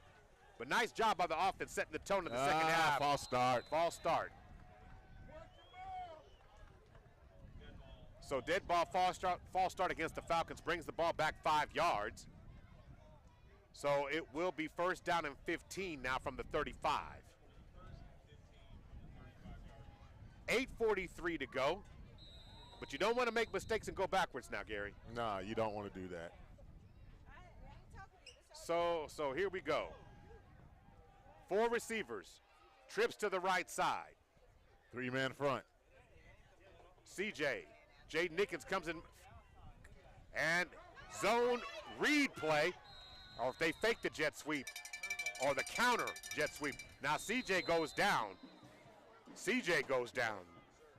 Gary, could you see what happened to him on that play when he got tackled? Well, it looked like he, kind of got rolled up a little bit.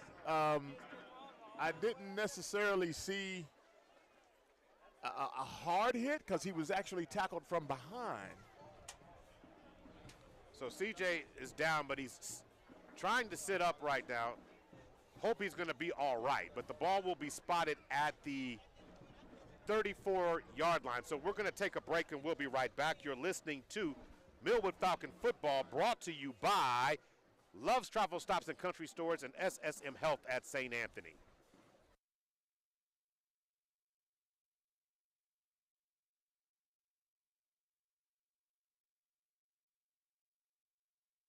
More than 80 million Americans. Injuries don't wait. For business hours, now you can be seen 24/7 for sports injuries. Whether you have a sprain or a broken bone, at the SSM Health Bone and Joint Injury Clinic at 13401 Northwestern. Every Vehicle Act. Message and data rates may apply. You may receive up to 4 messages a month, and you may text STOP to stop. This message furnished by the National Association of Broadcasters.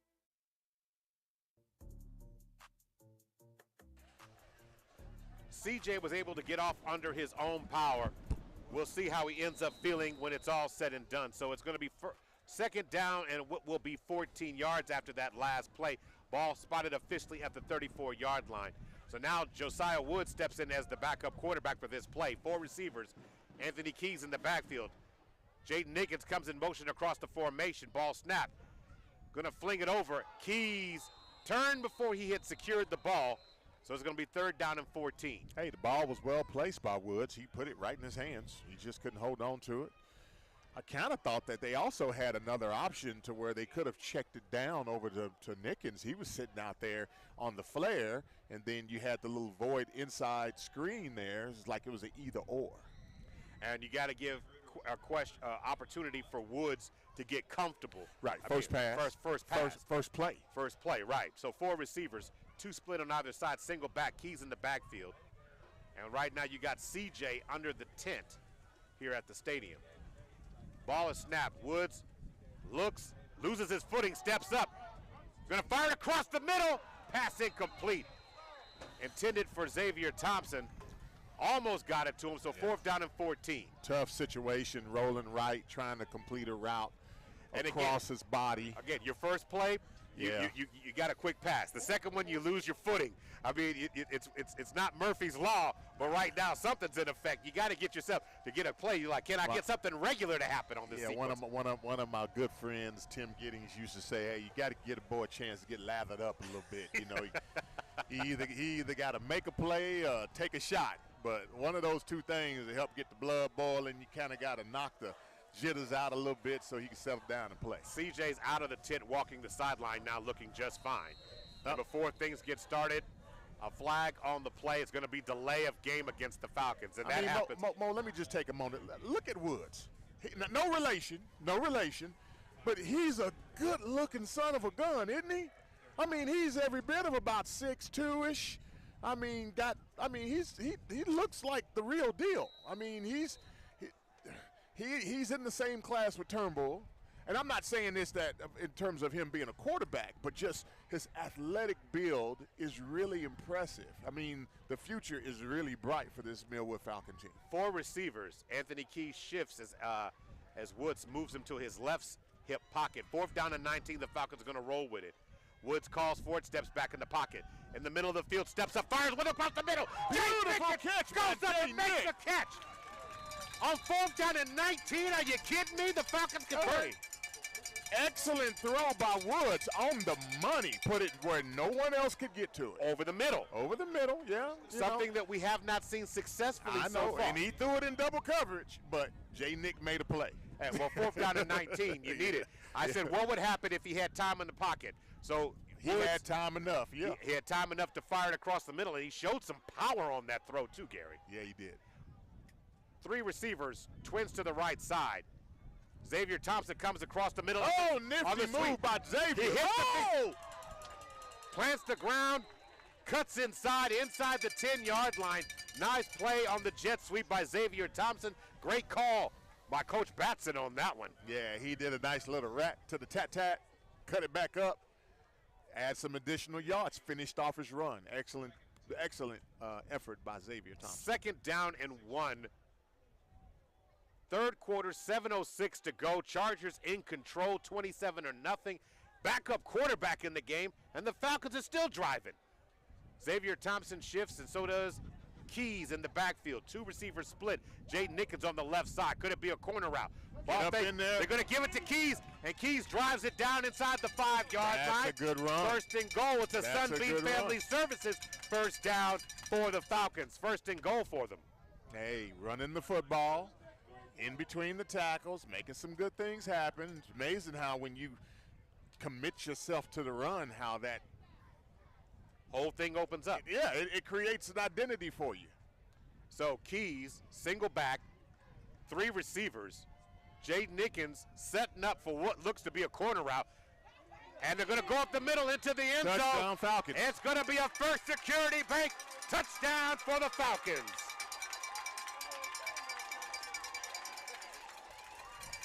First Security Bank is a proud sponsor of the Millwood Falcon broadcast. If you're looking for bank help to make your dreams of becoming a homeowner or a business owner come true, First Security Bank can make those dreams a reality.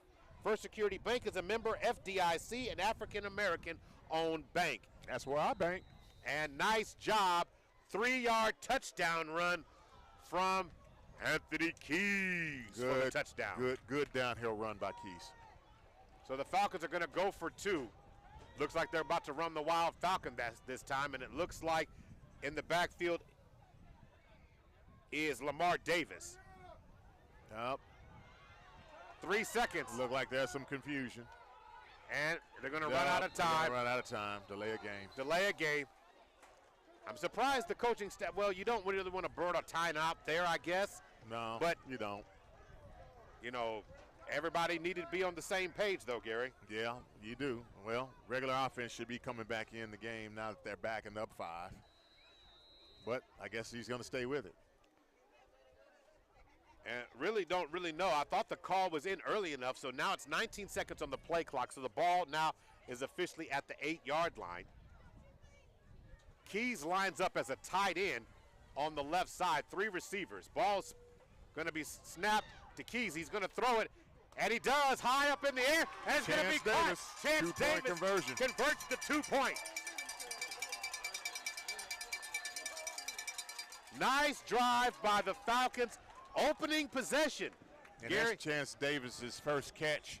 Second catch of the night. Second catch of the night. First conversion. He got in the end zone. Yes. So he got in the end zone for a 2-point conversion by Chance Davis. And now the score is 27-8. We'll be right back. You're listening to Millwood Falcon Football, brought to you by Love's Travel Stops and Country Stores and SSM Health at St. Anthony. Here we go, folks.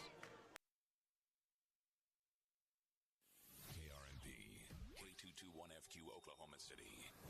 The all-new Heart and Soul 92.1 and 1140, a Ferry Broadcasting station.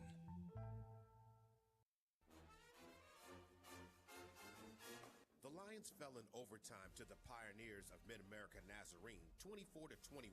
The Lions struggled early, down by 14 points, but then came the rally. The Lions dominated for almost 3.5 quarters, scoring 21 straight points, but the Pioneers weren't done and had just a little bit more scoring to do. Scoring 7 to send the game into overtime, they kicked the field goal to take the lead 24-21. Langston would have a chance to answer with their own field goal, but it was blocked to end the game. Head coach Quentin Morgan said in his post-game interview, and I quote, "He was pleased with the effort and the comeback, but not with the finish. To be the team we need to be, we must finish, period," end quote. The Lions don't play again until September 16th with a home matchup against Louisiana Christian. When they hit the field, they will be off almost 20 days. Let's get back to more high school football on Heart and Soul 92.1 and 1140. The Falcons drive down what will be 62 yards, Gary, for the touchdown drive. You had a little bit of everything go right for the Falcons, but the big play was a 4th down and 19 conversion thrown by the backup quarterback. Yeah. So, Gary, questions. What's the question? Questions. Pose it. I'll answer it. Okay. I ain't scared. So if you're Coach Franklin and you just saw that, do you say, CJ, your night's done tonight? No, I wouldn't go that far. But what I will say is that Woods earned another possession. He earned another series, in my mind. All right. Now, the Falcons took off what looked to be almost 6 minutes off that clock on a very good drive. Low kick, and it's going to be downed at just short of the 30-yard line at about the 29, 1st and 10 from that spot. So let's see what Coach Brett Bogert has in store right here. The Falcons have a little bit of juice. It's a little bit cooler. Temperature about 83 degrees. Winds blowing nice and easy. It's a good football opening night. Can the Falcons get some energy going on the defensive side of the ball and stop Andy Bass on the first possession of the second half, Gary? Well, we'll see. It starts up front, though, with the interior line.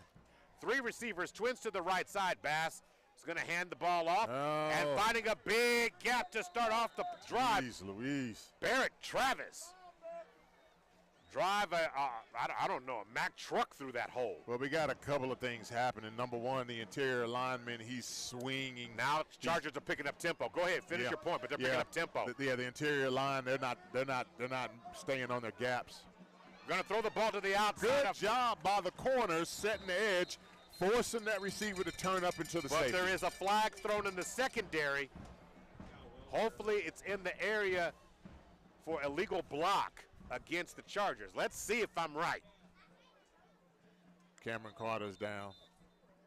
What is he doing that far downfield? He's cramped up. Okay. So we're going to wait on that, but we're still waiting on the official call. And I'm waiting to see if the official is trying to. Okay, so he hasn't made the hand gesture yet. Now we're still waiting on the injured player to make the call. So now the official is going to talk over to Coach Bogert. So is the penalty against the Falcons?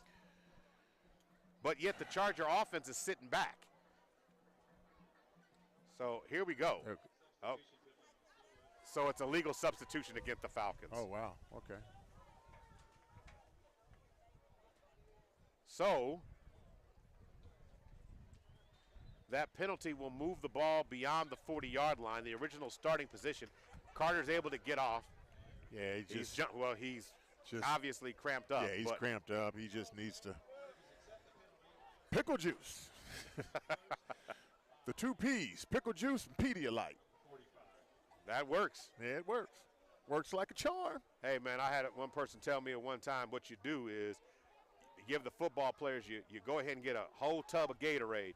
You pour sliced pickle spears and then chill them. And then before they go out the day, you say, everybody grab a pickle on the way out. Everybody eat a pickle, huh? Yeah. 4 receivers, trips to the right side. Empty backfield, 5 receivers. Andy Bass calls his own number, escapes the initial tackle by the line, and will get a Heritage Hall first down into Falcon territory right about the 47 or 48-yard line, Gary. Yeah, that was actually some nifty running by Bass. I mean, they're attacking now they're attacking that weak side. They're just playing the numbers game, as fundamental as it is. Notice that when they sent the motion, the linebacker shifted over towards the left, and then he went right back towards the weak side. 27-8 is the score. 5:38 to go. The Falcons drive on the first possession of the second half and score. 3 receivers now. Pistol formation. Ball snap. Andy Bass drops back. Pressure in the backfield. He eludes it. Going to fire. The ball's deflected. Then it's going to be caught, and the Falcons cover it well. Still flag down. Oh, they threw a flag on the play. Yeah. But I thought it can't be illegal touching. The ball was deflected. No, it's not that. I think it might have been not personal foul. A personal foul play. Roughing the passer? No, I don't think it was that. I think they called it on the tackle. Maybe someone's hand got in there on the face mask or something like that. There was a lot of bodies around there. All right, the officials are still discussing it. They're right there at about midfield. And it looks like. Yeah. Can we? Face mask, like you call it, the 5-yard variety. Yeah, it's unintentional. Just so happened that the hands floated up towards the helmet. It's not a personal foul one because it would have. So does that should be a defensive penalty? Should give automatic first down, does it not? Oh. So no, it wasn't. So the ball snapped. Oh my goodness. Andy Bass with all kinds of time finds a receiver because running the levels route on the route tree, and the pass is caught by Boston Fuller. Going to take the ball down to the 10-yard line, and what a play. A gain of 40 yards on that play. Complete loss of containment on this left-hand side. He was able to roll out just by himself all kind of time. The completed receiver, the route, came from the far side of the field all the way across.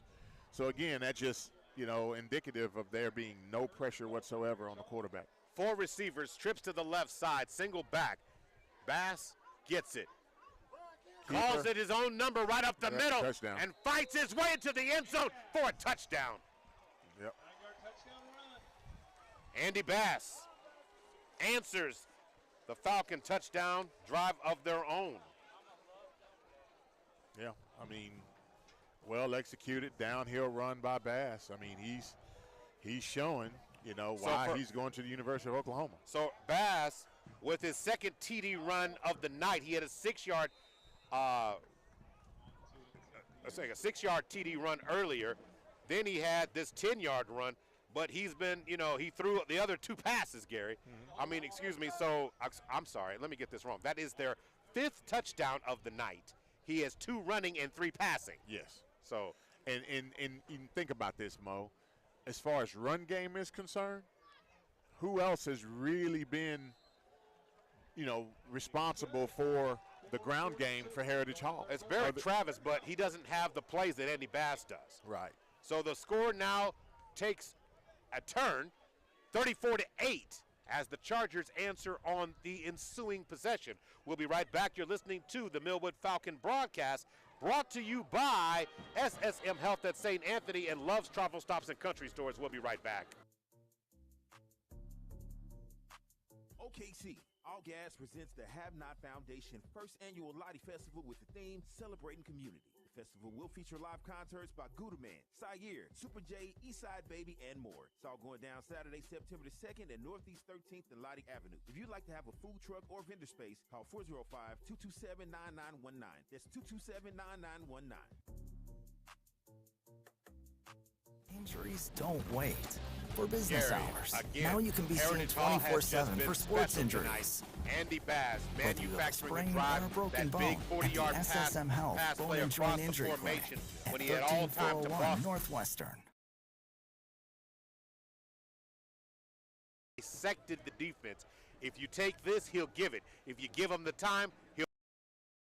Bass has been absolutely sensational tonight, and he is the story of this game if there had to be one right now. You know, I don't know what the stat line looks like, Mo, but in terms of just all-purpose yardage, I'm pretty sure it's pretty impressive. And for already, and the game's not even over yet. Now, these are both teams, #1 teams in Class 3A and 2A. Right. So let's just be honest here. I want you to understand, I mean, Falcon fans, well, they're just dominating. Heritage Hall is good. They're a state champion, and they're returning a majority of their offense and defensive players, and they look. And Keys and Zaire Fisher. Remember the rule, right? Remember we talked about the rule? High onside kick. Do you play it back or do you play it forward? You play it forward, and that's what happens when you get one guy coming up and the other guy fading back. They collide into one another, and I'm glad that both players are okay because it seems like I saw Keys kind of his knee kind of fell back on his leg a little bit, so I'm glad he's good. So, to answer your question, Gary, who do you bring back out there to start the offense? You bring CJ back out there. That's what Coach Franklin did, but I really do feel as if Woods earned another series. 3 receivers. CJ's going to throw it across the middle, and the pass is low, and that contact definitely caught Jaden Nickens in the hand, and he's definitely grimacing on that one, Gary. Yeah, it seemed like it's, the nose of the ball coming down, hitting your hand on the, on the receiving hand can be that way. Now he's favoring that right hand a little bit. Walk it off, shake it off. Yeah. So he's going to stay in the game. Yeah. Expect nothing less than him. Yeah, you need to shake that right leg. You'll be all right. 3 receivers. I'm just saying. I mean, I've been 3 receivers, twist to the left. 2 backs in the backfield for CJ. Need to set him free. CJ has the ball off this time and cutting up the field, running with some emotion. Good run. Getting a Sunbeam first down that time. Yeah. Best run of the night for Lamar Davis. No, I mean, the good news is this. They're running the ball more, and honestly, it was there in the first half. 3 receivers, twins to the right, 2 backs in the backfield. 3-man front, 3-3 base. Keys flares out. This time they're going to hand the ball off to Davis again. Nothing doing this time. As the D-line from Heritage Hall gets back. Actually, that's not a D-line, but that was a linebacker. Came up to make the tackle on that one, and Gary, that was Hillman Brown. Sounds like a law firm. Yeah, I know. It probably is. We're at Heritage Hall. 2nd down and 11. Hillman, Brown, and Brown, attorneys at law. Hillman, Brown, and Bass. There you go. There you go. 3 receivers, twins to the right. Ball snapped. CJ. Double move. It's not there. CJ. Looking, going to fling it to the outside and put too much on it. Notice the arm strength. He just flicked it, Gary. He just flicked it. He can definitely spin the football. I was talking to my brother, Donovan Woods, and we've had three in recent years, okay, not all of them, but we've had three great running backs. One of them being Donovan Woods, Gerald Jones, and then Cameron Batson. You know, all three of them being state championship quarterbacks. It was a consistency in talking with Donovan. CJ spins the ball better at this stage as a sophomore. He throws the ball better than all three of them. Inside slot receiver comes in motion. CJ's going to put it up, flicks it. Screen. Davis has it, looks for some daylight, Nice makes jump, 1, get moved. 2, 3, miss. And he comes across and just loses his footing. Runs out of bounds at the 40-yard line. Davis, you know, basically he made Kool-Aid. CJ added the water, he added the drink flavor, and then got at least something out of it, Gary. So I got to give some love to the big man, Jamar Threet. Why is that? Because he could have easily had a crackback block, and he threw both hands up and kind of stuck his chest out, and one of the Heritage Hall defenders ran into him and just fell over. Into the neutral zone they jumped, and it's going to be offsides against the Chargers. And that'll make it 4th down and short yardage, and Coach Franklin is saying they're going to go ahead and go for it. Yeah, it's 4th and 1 midfield. So 4th and 1 now. Less than 1. So you'll see what the Chargers do. They made some substitution. They're coming in here's the with question. 4 down linemen under center. Ball is snapped, and CJ lunges forward, and a flag comes in. Oh, man. Let's see what the official calls this one. I mean, he ran to the line and snapped it. I don't see how that can be against the Falcons, but Coach Franklin has the headset off, ready to contest the call. And it is going to go against the Falcons. Coach Franklin is not happy. He's talking to the side judge. That's going to move the ball back to the 41-yard line.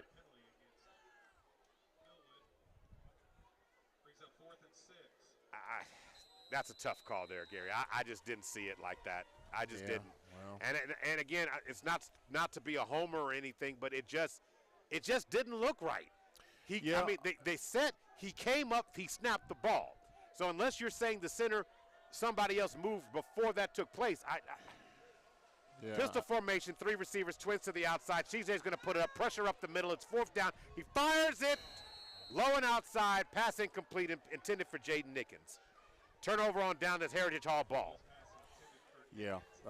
Again, when we talk about continuity, we talk about rhythm. You know, again, the series came up. I made the comment earlier that, you know, again, and I might draw some criticism on this, but you got a quarterback to march you down the field. Oh, it came in on an injury. CJ's ready to go again.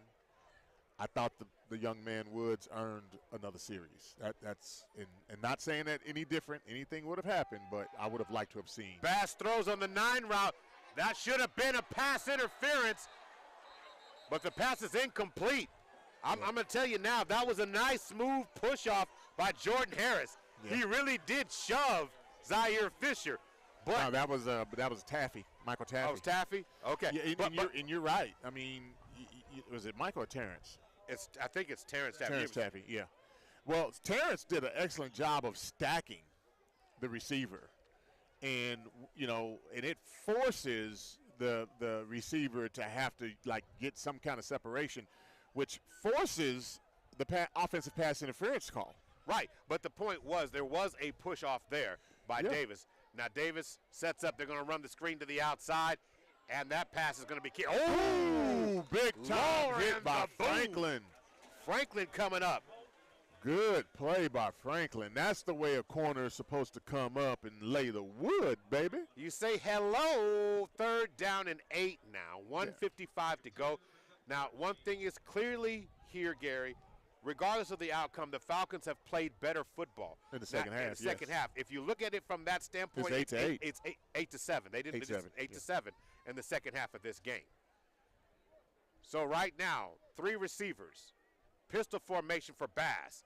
Bass steps back in the pocket, eludes the pressure. He feels it, rolls right. He's looking. He should have us a sack there. He evades it, and missed tackles. Bass is going to get a 1st down running out of bounds. Wow.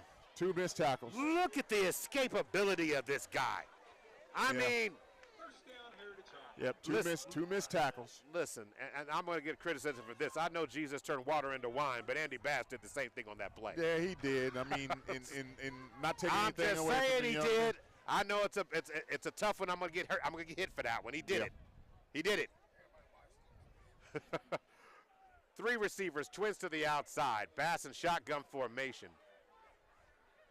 Falcons are showing blitz. They're coming right up the middle. Heritage Hall picks it up. Bass fires it across the middle. Pass is complete. Pass is caught over the middle to number 6, to Vogel. Vogel gets a big play. It's going to be a 1st and 10 for Heritage Hall inside the 20 at the 18-yard line. I mean, Andy Bass is like a Ginsu knife. I'm going old school. He's slicing and dicing. Yep. What the heck? Okay, wow. I went old school on you. Hit you with a little Bruce Leroy. Hit you with a little Bruce Leroy. That's what that was. 4 receivers. Chips to the right side. Ball is snapped. Andy Bass again. Man. The magician that he is. Power running inside. Calls his own number. Quarterback sweep. It's going to be 1st and goal, Chargers at the 2. Yeah, that's a gain of 16 yards. Great run. I can't say nothing other than just great run, man. I mean, we have an injured Falcon this time. Yeah, great run. I mean, and he's making it look easy. He really is. You know, he's making it look easy. Have an injured Falcon on the play. SSM Health, sometimes after a hard-fought game, a player needs the services of a sports medicine specialist. Let the good folks at SSM Health Hospitals help you and get a player back in the game from injury. So we have a player down. Love's Travel Stops and Country Stores is a founding partner of the Millwood Falcon broadcast and continues to make our communities a great one to live in. Thank you, Love's Travel Stops and Country Stores. The injured Falcon on the play is number 44 for the Falcons. That's Kenneth Childs. We also want to thank all our sponsors for tonight's game, Sunbeam Family Services, OG&E, as there is a game stoppage. They energize our community. The Millwood Enrichment Foundation, First Security Bank, A-Plus Lawn Services, Big O's Pork and Dreams, Chris and Christy Harrison of Heritage Funeral Home, Wing Supreme, Super Prep, and Perry Publishing and Broadcasting Company. So it'll be 44 seconds on the clock. 34-8 is the score. So 1st and goal for Bass and the Chargers. Ball is snapped, and they're going to hand it, and in walks into the end zone, goes Barrett Travis into the end zone for the touchdown. Pretty much untouched. So put 6 on the board, scores 40-8 right now. And they did it with big running plays the whole time, Gary. It's been a little bit of Bass left, Bass right. And then every now and then, if you need to, 3rd and long, flip one downfield for a gain of 25. And again, I really want to give the Falcons a lot of credit for how they came out, but they've got to come with the consistent energy over the course. This is just game 1, but they've got to do more and more and more. Yeah. 40 seconds to go. I mean, right now you're in a situation. Flag is thrown on the play. You got to build, right? You know, and building basically means that you start with the little steps. You know, the little things. You know, I can tell you that one of the big takeaways, and I'm not talking as if this game is over. We still got another quarter to play, but you know, coming out in the second half with a commitment to run the football was a positive in my mind. Okay, the penalty, keep going, Gary, but the penalty is unsportsmanlike conduct against the Chargers. So that's going to move the ball back to, looks like the ball will be spotted. And then also, too, at the 18-yard line, meaning that this will be a kick of 35 yards for an extra point. Ooh, nice snap. Kick is down. And it's good. Missed it. No, it's not. Okay, the kick is off to the left. Yep. So right now in the second half of this game, the score is now 14-8. And, in the second half of actually 13-8 because they would score that. But we have another down Falcon on that. But we'll take a timeout. We'll tell you about who he is. It just looks like it's a cramp, Gary, and that's typical to happen in the third and fourth quarter. Yeah, Game one. So we'll be right back. You're listening to Millwood Falcon football. Clash of the Titans and the Chargers are in. Injuries don't wait. For business hours, now you can be seen 24/7 for sports injuries. Whether you have a sprain or a broken bone, at the SSM Health Bone and Joint Injury Clinic at 13401 Northwestern.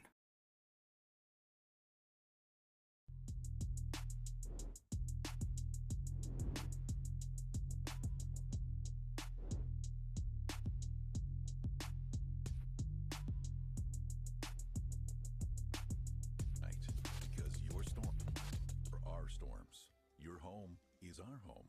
And together, we energize life.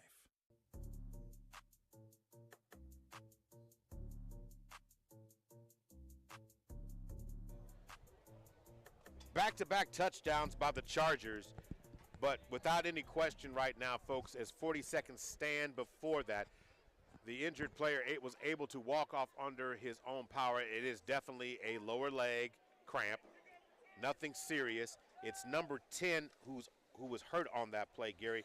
That was Blackburn who's coming off. Yeah, I tell you what, though, those cramps hurt like the dickens, and I was sitting there just Gary, thinking. Listen, I'm going old school. I remember when a couple of years ago during a broadcast, and this, of course, was during our Langston broadcast, you were talking about a cramp in the toe. Oh. and so, hey, that you don't get those, and those are like bedtime, like nighttime cramps, where like not the pinky toe, but the toe next to the pinky. It just goes down and stays down. That's one of those wake you up in the middle of the night cussing type cramps, I had a heck of a cramp on the way here, Mo. Have you ever been driving and you catch a cramp on the outside of the shin? Gary, have you not been hydrating? Now, you knew you had a game today. Yeah, well. Yeah, there's no excuses, man. This is game one. You cramp it up. Hey, man, look here. Listen, you didn't get inserted till the game started. Yeah, I know, but I'm talking about just that was. I understand, Gary. No, what do they say about cramps? It's what you don't do 48 hours before. Before, yeah, and obviously I didn't get enough water. Oh, okay. Yeah. All right, the kick is going to be received by Xavier Thompson, but actually, no, it's not. Zaire Fisher, who has it at the 21-yard line, takes a shot. Xavier Thompson doing his Zaire Fisher, excuse me, doing his best. Marion the Barbarian. You remember the runner for for Dallas Cowboys? Yeah. Marion Barber. Yeah. Oh yeah. That was a run just like him. He said, drop the shoulder. Yeah. Run right through you. Yeah. Keep the legs pounding.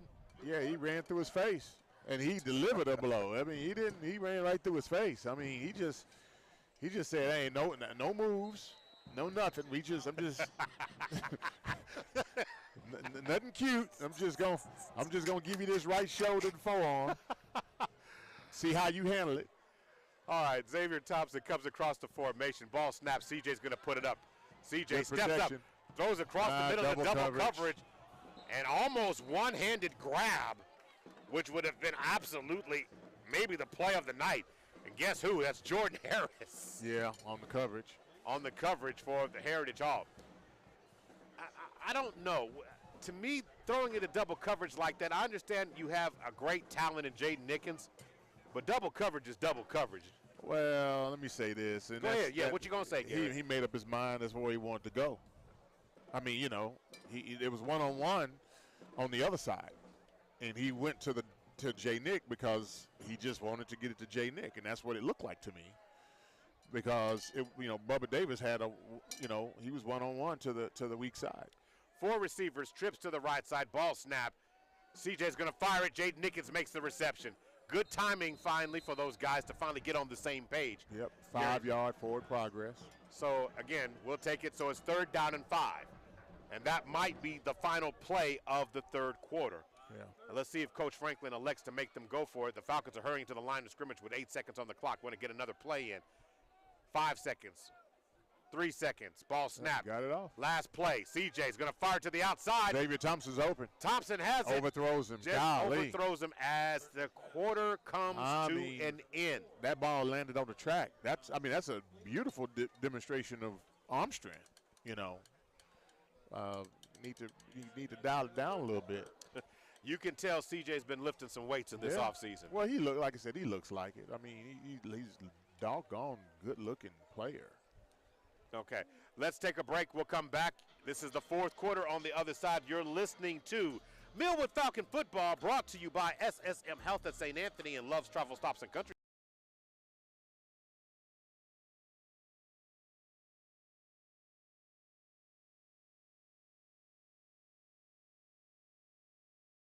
Oklahoma City, we're live right now during the Millwood Falcons broadcast. And today we have Mr. Milo Wilson. Mr. Wilson, how are you doing? I'm great. And yourself, sir? Give us that great title of yours representing Millwood in what capacity? I am the Millwood Enrichment Foundation president, also the Millwood Oklahoma City School Board vice president. Wonderful. Well, right now I know you represent the Richmond Foundation, raising money. The goal is $25,000.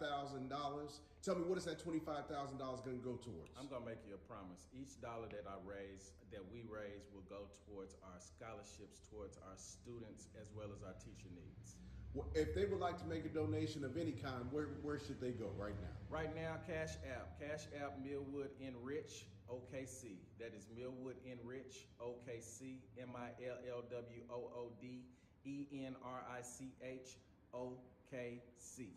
Wonderful, and we look forward to seeing everyone reach that $25,000 goal, and you have a great day. Thank you. You're trying to get some rhythm in your offensive line.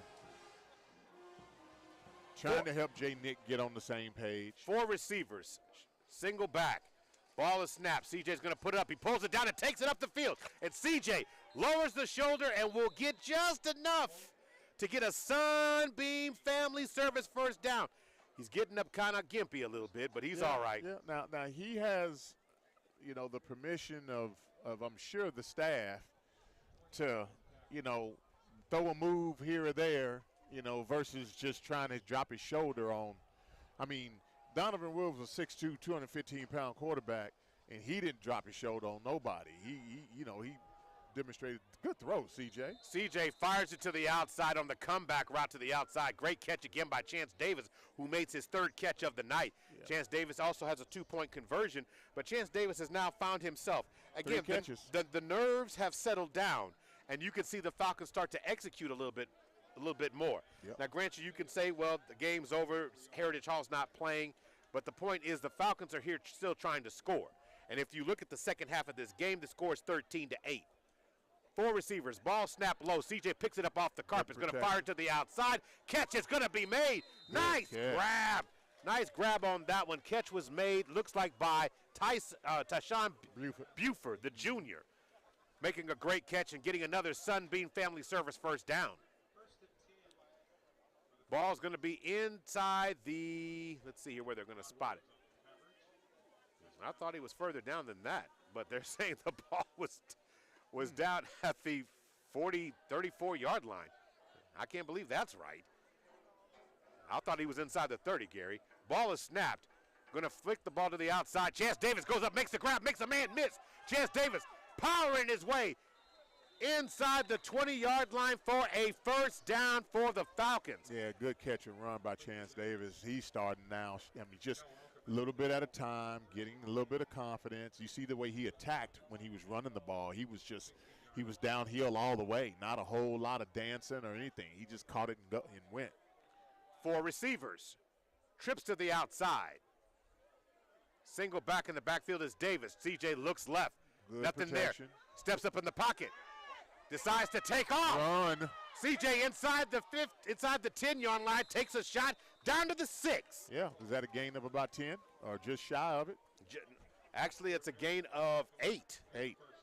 Gain of 8. But, Gary, here's the thing. He made the decision, as you said before. The initial read wasn't there. The second read wasn't there. He moved himself into position, and I'm gone. Yeah. 1, 2, I'm out. You don't have to sit there and go 1, 2, 3. Where's the 4th guy? Oh, well, maybe I'll run. No. 1, 2, on number 3, you're gone. 4 receivers this time, but they hand the ball going up the middle. Looks like it's enough for a Falcon first down. Lit a little testy at the end of the play. Yeah. No flag from the officials on that one. We call that dog piling. Davis with the carry. Forward progress was stopped, but then they continued to push even after the player was down. So 2nd and goal now. Ball inside the 5 at the 3-yard line. 4 receivers. Ball snapped again. CJ's going to throw it. Nickens tries to get to the edge. Oh, yeah. But contact. Nickens draws a flag. Yeah. Yeah, that was. So it will be pass interference. Yeah, I mean, it will be another first down. The DB half the distance to the goal. Looked like the DB was trying to slow dance with Jay Nick. He had his arms all up around him. Just a little love. Just a little too much love. I mean that DB was so close. I'm sure Jay Nick could smell his breath. So it will be 1st and goal.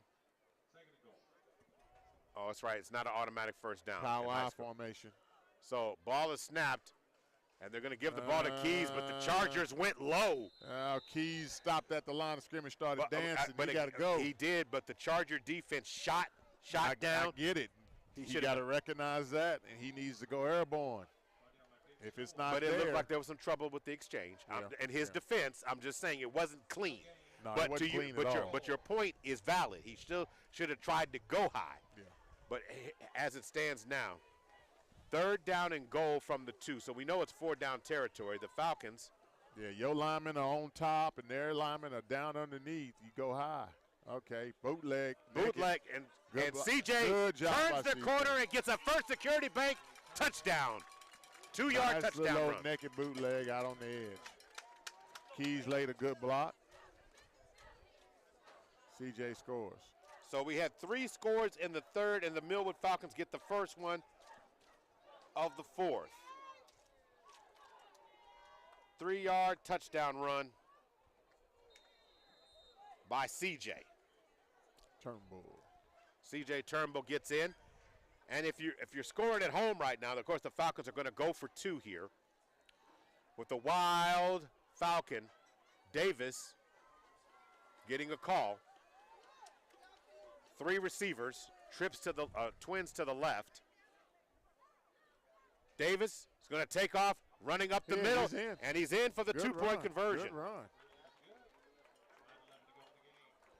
That Davis kid has a natural little jump skip to him. Every time he touches it, he kind of has that little bit of that jump cut. Yeah, the jump cut kind of deal to him. Or if you're a Madden player, that's that one cut back. Yeah. So it's 40-16. We'll take a break and come back on the other side. You're listening to Millwood Falcon Broadcast. Clash of the Titans, sponsored by Love's Travel Stops and Country Stores and SSM Health at St. Anthony.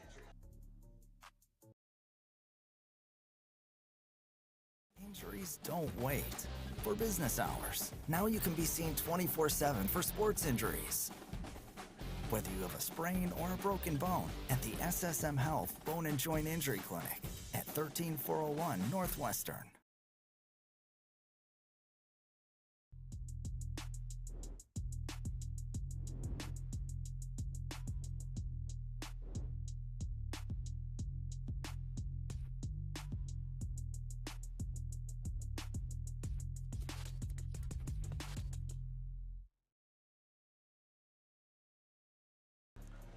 Welcome back, welcome back, welcome back. If you're scoring at home in the second half and you don't have this, not watching online and you see that nasty 40-16 score, Heritage Hall has been dominant this whole game.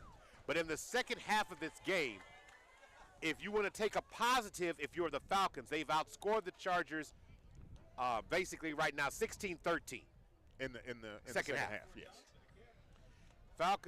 Chargers scored a touchdown and missed an extra point. Scored a touchdown, made the extra point, scored another touchdown and missed it.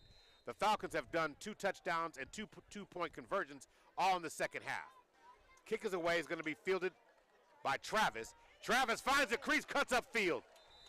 and gives the Chargers great field position. Ball spotted at the 46-yard line. Yeah, I was actually looking at the kicking team and watching as they were running downfield covering. It wasn't, I mean, it was kind of like they were going about three-quarter speed. You know, kickoff is so vitally important that you really get down there, especially on a short kick, right?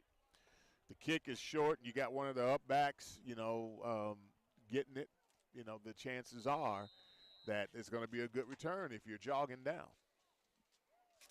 So now back to action. Looks like we have, is that still Bass out there? Can't quite tell. Yes, No, it is. Yeah, it is. He just. Okay, he's going to be forced out of bounds after a gain of maybe 3 yards. So it's going to be second down and what will be 7 yards to go. So the clock continues to run. Well, he was run out of bounds, so the clock won't continue to run. Right. So 40-16. The Chargers look poised, very well poised to go ahead and finish the Falcons off tonight. Bass is probably out for his last possession of the night. Falcons apply pressure. Bass throws under duress. Pass incomplete, intended for Rhett across the middle of the formation. Yeah, Woods on the coverage. 40-16. Now remember the first half where Woods got the pass interference call, stuck his hand in a little bit too early, come back around again. He's on the same coverage. He's running step for step with the receiver, and he waited as the ball came in to engage the ball, to defend the ball. That's improvement. And also settling down. The defense starting to understand their responsibility. The game is slowing down for them. Yeah, and pistol formation, 3 receivers, Oh, and the Chargers. Outside Chargers. You mean false start. Yeah.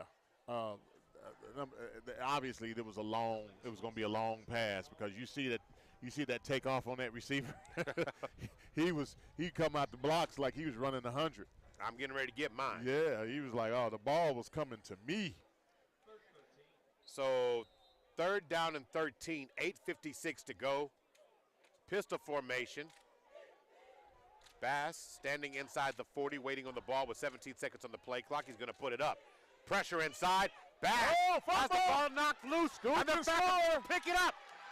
And taking the ball down inside the 15-yard line is number 83 for the Falcons. What a tremendous play that time by Robert Wilson, the senior.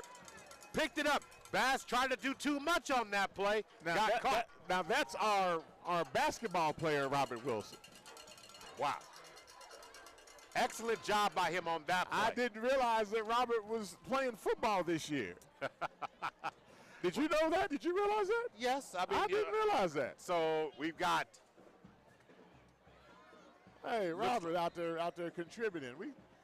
That's what you call collaboration at its highest. You 3 know, receivers. Basketball coach letting the kids play football. That's all right. Xavier Thompson tries to run the jet sweep to the outside, wants to reverse field position. And he's going to have the ball knocked loose and ends up falling on it. In situations like that, you're going left and right, and when you see the other side, just go down. Because the only thing that can happen is nothing good is going to come out of it. Now, we have seen on occasion some amazing plays come out of those bad situations. Not against Heritage Hall. Right, yeah, they're too disciplined. Notice that when Xavier wanted to reverse field, he ran right into the backside defensive end who did his assignment. He got deeper in the deepest and chased the ball just in case there was a reversal. Second down and what will be 22 now. Ball snap. CJ's going to put it up. Looking for Nickens across the middle, and the catch is going to be made. Helmet came off. That was a good catch. Who's that made the catch? Is Buford, that looks like. Number 8 making the catch for them is Tyshawn Buford. Yeah. Loses his helmet, but nice concentration to keep that. 7:56 to go. So it's going to be third down and 10 after a 10-yard gain. You know, Maurice, is it me or you know, these newer helmets seem to come off and roll around? I mean, even in the college games that we call, you know, back in the, you know, we hardly ever had our old school bike helmets come off, but these new speeds and, you know, and all that, those seem to just come off real easy. Thompson comes across the formation with third down with 2 seconds on the clock, Ball is snapped, and CJ is going to pull it and run inside the 10-yard line. So it will be 4th down and 9. More like about 7. Okay, 4th down and 7, ball at the 9, but they've got to get inside the 5. They got to get down to looks like the 3-yard line to get a first down. But to answer your question, Gary, you know, everything is made with different materials nowadays, okay? You know, this is about the corniest thing I'll ever say on radio, but if you got a box of Kraft, you know, mac and cheese, it's just not the cheesy as you thought it ain't the same as it was not the same back in the day. Yeah. Going to throw it to the outside. Jaden Nickens gets separation. Touchdown. Touchdown. What a job. Jaden Nickens posted it up and get it. Nice job, Jaden Nickens. Yeah, that was a great play. Double covered. Got up and made the play. Back-to-back touchdowns from the Falcons. From the 9-yard to Jaden Nickens. And it's 40-22. I mean, still 6:55 to go. Yeah, in the second half score is what? Well, it depends on this. Right now, it would be 19-13.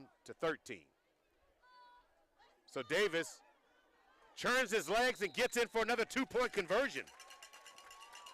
It would be 21-13, right? No, 24. 24-13. Yep. Yeah, 16-6. It would have been 22. I'm sorry, I screwed that up. So, yes, so now with the 2-point conversion by Davis, it's actually a 16-point game, Gary. Yeah. With 6:55 to go. Yep. The Falcons have done everything they needed to do in the second half of this one. We're going to stay right here on the end of that one. But what was it was a turnover forced by the Falcon defense getting into Andy Bass. Right. And then Robert Wilson scooping the ball and making a play. Yeah, no, that was a great play by Wilson. Got to Bass. He was carrying the ball a little loose with one hand. Of course, he's a quarterback, and so the scoop in the score and the momentum changes. I mean, it's amazing how the defense complements the offense, and then, of course, you complement that by getting some positive gains by running the football. You know, it doesn't take a whole lot, right, for positive things to catch fire and really get things rolling for your team. No, and it's no different than what Heritage does. I mean, it's like it's infectious, Mo. I mean, you know, one good play begets another good play. Cool night here. Ball temperature has gotten down into the low 80s. Going to be scooped off the carpet at the 20, and it's going to be returned out to the 30-yard line. So 1st and 10 for the Chargers. So here comes Andy Bass back on here. His turnover on that last play opened the door. It's 16 points. That's 2 more touchdowns, 2 more 2-point conversions, and believe it or not, we'd be tied. Yeah. But all the damage from the Falcons coming in the second half, 24 points. They've outscored Heritage Hall 24-13 in the second half of this game. You got a misalignment at the top. The trips is not being aligned. Okay, now we're running some safeties on the field at the last minute. Offside Falcons. And before that happens, multiple flags on the play. They call false start against Heritage Hall. But the Falcons were definitely not ready for that play. No, they weren't. I mean, we had that might be what that is. You know, Aaron Rodgers is really big on that. If you're not aligned, snap the ball, snap the ball. But if your guys, if you're calling for it as the quarterback and everybody else don't understand why you're calling for it, somebody moves. And that looks like what that was there. 4 receivers, trips to the right side, ball is snapped. Going to hand it on the sweep to the outside. Ball in the hands of Barrett Travis. Jeez. And we gave back all the positive things that happened on the false start as he gains about 10 yards. Going to set up 2nd down and what will be almost 5 yards to go here. It just looks to me, Maurice, that edge is just really easy for Heritage Hall. And we've got to talk about it. It'll get better when Big Meach can play. Yeah. Okay, this time Bass fakes it, hands the ball or throws it ahead. Who is it on the stop there, Gary? Number 44 for the Falcons in on that play. I was right, Kenneth Childs. But I thought Zero made the tackle, force him out of bounds, Zaire Fisher. So it will be a Heritage Hall 1st down. Ball looks to be spotted now at the 46-yard line. Great play design. Looked like it was going to be a trap play to the inside. Bass. The RPO. That's your classic, RPO. 3 receivers, twins to the outside, pistol formation. 7 seconds on the clock. Heritage Hall. Okay, they reset the play clock. Now it's they're winded it. 3 receivers. Bass is going to put it up. Pressure being applied by Wilson. And getting it from the backside pursuit. Great job on that one by Falcon defender number 21, Tommy Fisher on the play. Yeah, Tommy Fisher actually gave a lot of extra effort because the interior linemen really got out of their rush lanes really bad, Mo. And so him coming in from that backside like that was a heck of a play on his part. 3 receivers. Bass is going to hand it. Counter play to the outside. And Travis, and a flag comes in. It's in the area of holding, so it looks like it's coming back. But Travis would have enough for a Heritage Hall first down inside the 40-yard line. And it's going to be holding.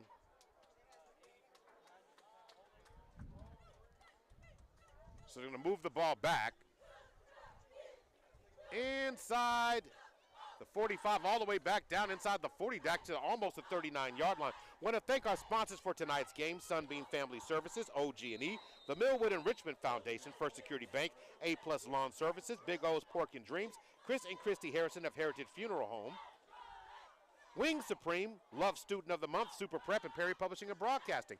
4 receivers, trips to the outside. Ball going to be out of his hands quickly. Andy Bass on the wide receiver screen play. And it looks like that is to Jordan Harris. 1, 2, 3, 4. They had 5 linemen downfield blocking. Well-executed screenplay. Wide receiver screen gets the ball across midfield into Falcon territory. Ball spotted at the 47-yard line. Sets up would be 3rd down and 3. If the Falcons can get a stop here, and it doesn't mean that Coach Bogert won't go for it, but this would be an opportunity for the Falcons to have a chance in this game, Gary. But they got to get off the field. 3 receivers, twins to the right, single back, low snap. Counter to the weak side. And Barrett Travis is cut down. By Charles. It doesn't look like it's enough, and they're going to say it is. It was going to be just enough. For Charger first down. So we're now, when this ball is snapped, we will be under 4 minutes to play. Coach Bogert also is very aware of the time and the clock management situation. 3 receivers, 2 stacked on the right, single back. Bass rolls to the right side, fires it ahead, and a big-time catch, that one, by Cal Welker. And a flag comes in at the end of the play. Well, they had basically 2 receivers set up on 1 defender. The safety wasn't anywhere close enough for them. They ran, it was almost, oh, shoot. That's all right. Okay. It was almost as if they ran like a very quick wheel route and was able to convert it right in that open window beyond the defensive back instead of it going all the way downfield. All right, so that was a great positive play for the Falcons in that situation. It's a legal receiver downfield. So that's going to bring the ball back inside the 50, back to the 48-yard line. What sets up would be now 1st and about 16 yards to go, Gary. Yeah. Well, let's see if the Falcons can get a stop, maybe put some more points on the board. And 1st and 15, under 3:50 to go. Ball is snapped. Oh, there it is. Andy Bass. There it is. Cutting down that Falcon defense as he slice and dice. Quarterback draw inside the 40-yard line. I mean, he got half of it right there. He's going to move the ball back to the inside to about the 37-yard line. 2nd down and what will be now about 5 yards to go. They're saying 4 on the screen, though. Oh, it looks like about 4. About 4. Yeah, about 4. So they just changed it, only because I said it out loud. That's right. 3 receivers, twins to the right side. Ball is snapped. RPO. Going to throw it to the outside. RPO action again. To Cal Welker, and Welker takes it down inside the 20-yard line. It will be a a Charger first down. Did you say Welker as in Wes? I do believe he is a relative of him. Yeah, he's probably Wes's oldest boy. Yes, he is. Well, he's probably not. I mean, he's not Wes's oldest boy. He's Wes's brother's boy, I think. Yes, he's definitely from the tree. Yeah. 40-24, 16-point advantage for the Chargers. But they're threatening to get more, and this one will ice the cake, as they say. 3 receivers, trips to the right. Going weak side. Bass is going to run to the right side and run across the formation. Back inside. He's still on his feet, fighting his way inside the 5. Going to be marked down. Goodness. Are they going to say he got in? Yeah, I was wondering. He was real close to it. 16-yard touchdown run by Andy Bass as he gets pay dirt for the Chargers. So Bass gets in and ends that 16 straight points for the Falcons there.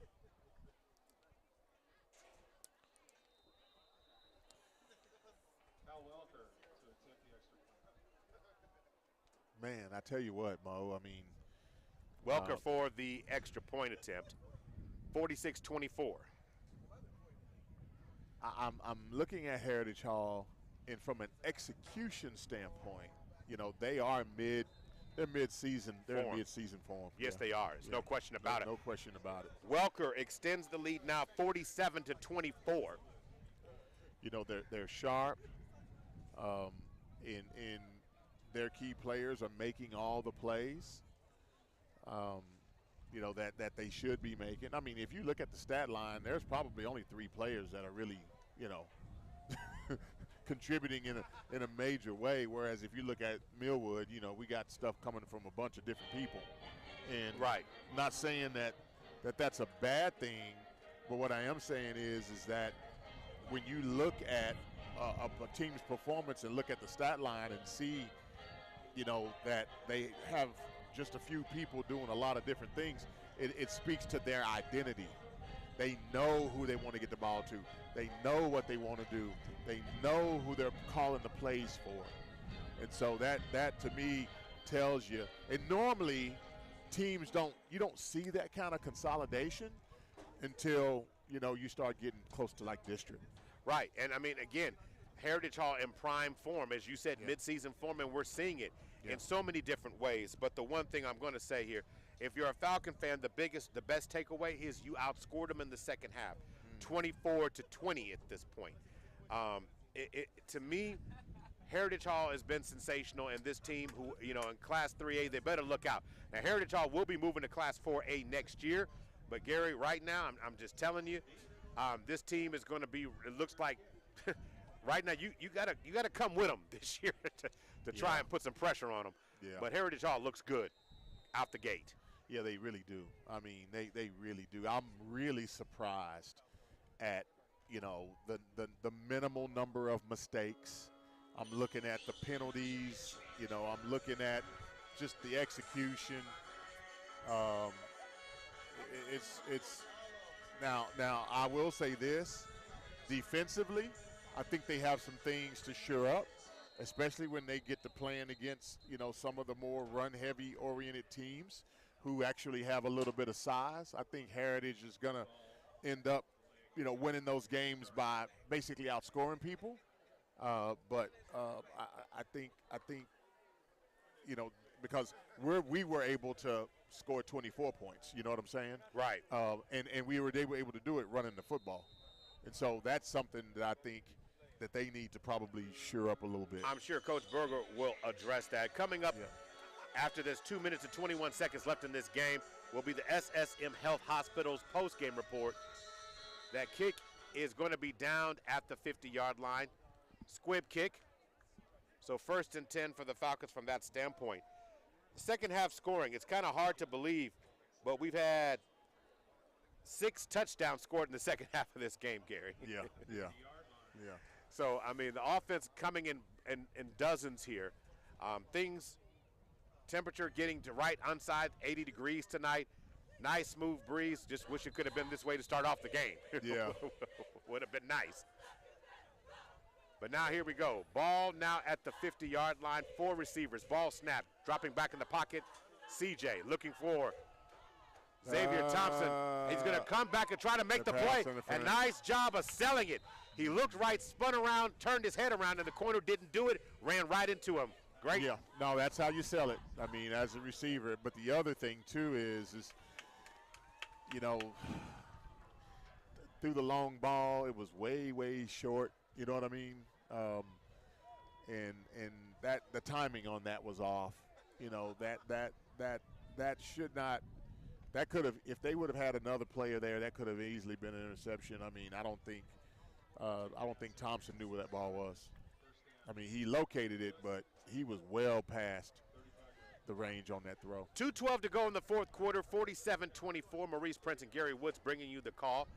Clash of the Titans opening night. Heritage Hall and Millwood getting together tonight for what will be the 6th time in this series. 4 receivers, 2 split on either side. CJ gets it, steps back in the pocket, looks left.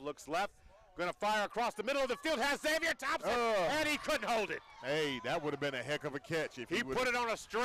Yeah, he did. But one of the best throws of the night. Yeah, no, that's arm strength, man. I mean, he got it. He got it, and still got a lot of growing to do. You know, it was one of those throws where Xavier had his man beat.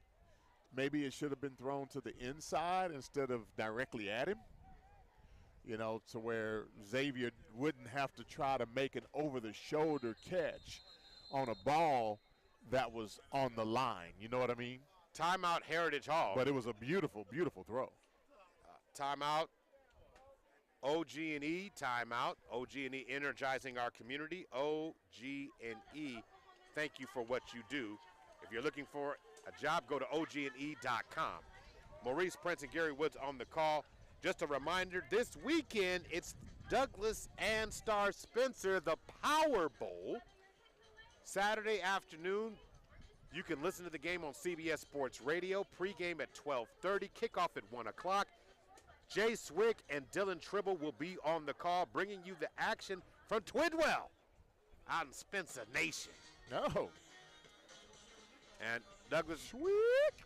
Yeah, so Douglas is going to get a chance to play on a Saturday, and then a week from that, you got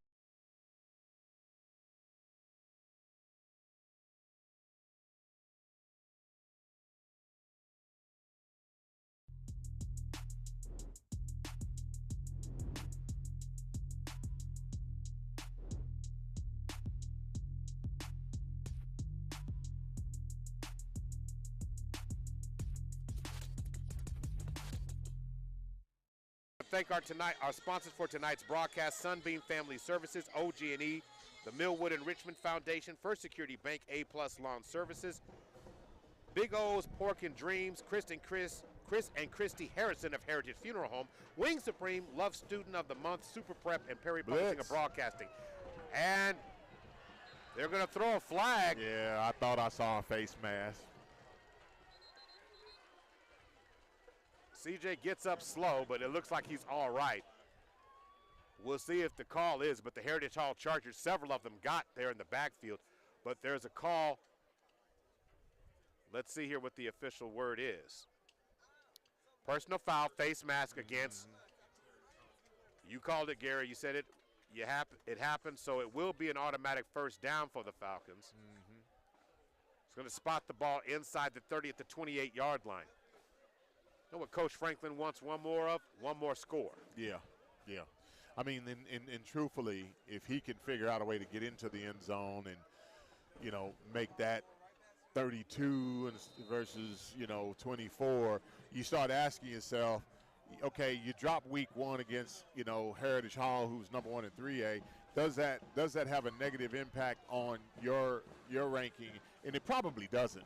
No. I mean, realistically, if you can pull within 14, of Heritage Hall. Screen pass to Davis. Davis gets in the open field and gets another Sunbeam Family Service. Yep. First down inside the 15-yard line at the 13-yard line. I mean, maybe, just maybe, you might, there might be somebody on the other side of the state, like Rejoice or somebody like that might, but, I mean, it's in the rankings now. In the rankings. I kind of go with what Coach Franklin said. Ball snap to CJ, steps back in the pocket, is going to try and throw it to the outside.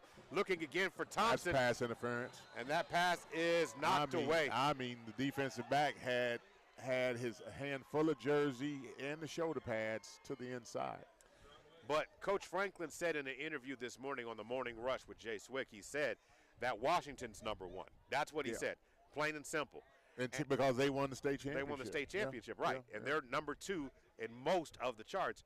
You know, most folks have it with Millwood with the chip, looking at a possible Millwood-Washington rematch. Yeah, well, seems like things tend to go that way, though.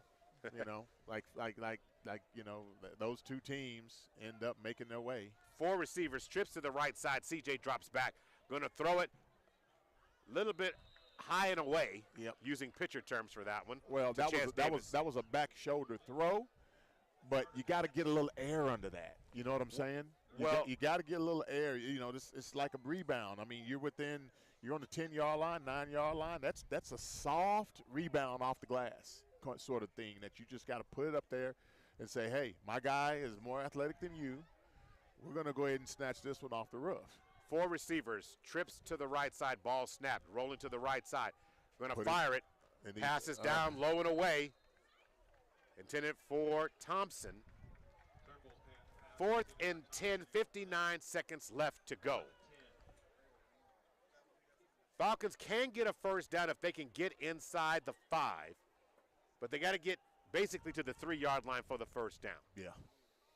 So it's going to take a really good call here. You running the screen here, Gary, or you just going to try and complete the pass over the middle? No, I'm with 59 seconds, I'm going to try to throw a jump ball. I personally would throw the jump ball I would run 3 deep right there. CJ pulls it down. Keeper. Quarterback keeper runs inside. He's still fighting his way, but he will be short as he gets the ball inside the 10 down to the 7-yard line. Yeah, so turnover on downs, it's Heritage Hall ball. Yeah, you throw that into the end zone. You know what I'm saying? Right. That was a long way to go. I mean, that wasn't just a regular distance there. You're talking about quite a ways to go to get that first down. Yeah, you throw that into the end zone on the one-on-one side, you know. Now, I fake the run to make them commit, and then I dump the ball out. I mean, that's what you should do there. Right. But in my mind, you put it on the roof to where it's a jump ball situation, you know. Ball is snapped. Then they're going to hand the ball to Barrett. And Barrett's going to take the ball out to the 20-yard line and get a Charger first down with 44 seconds to go.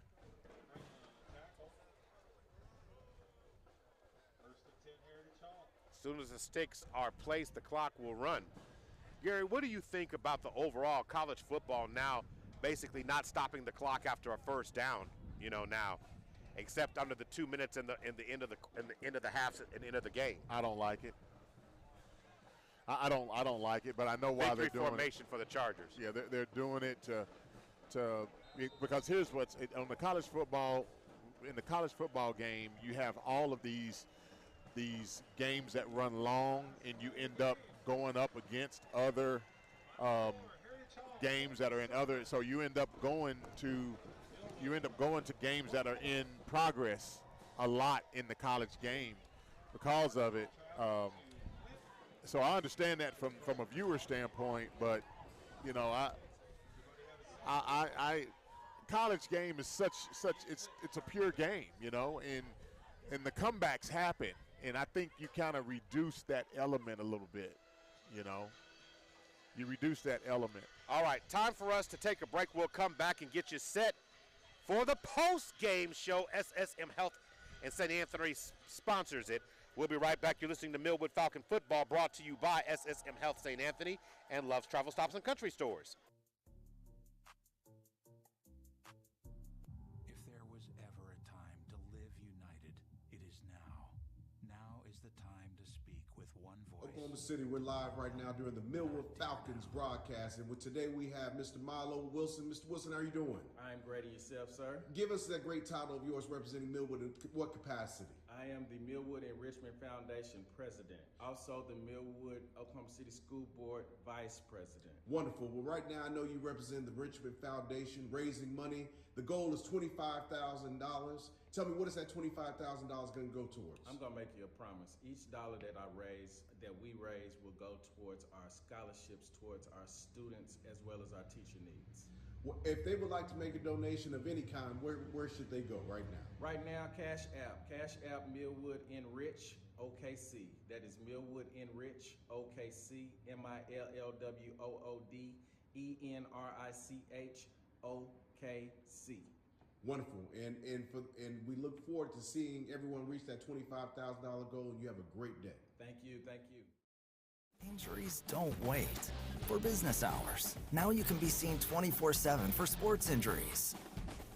Whether you have a sprain or a broken bone, at the SSM Health Bone and Joint Injury Clinic at 13401 Northwestern.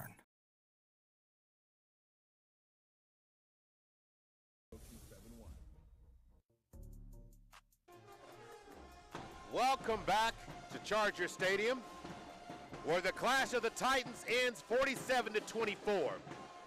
Kudos to the Falcons that did score 24 second-half points to make it interesting, Gary. But all in all, this was the Andy Bass Show, Heritage Hall showing their offensive skill and talent in midseason form and dominance all the way through. They were able to get it done on so many levels. What is your biggest takeaway from this game, Gary?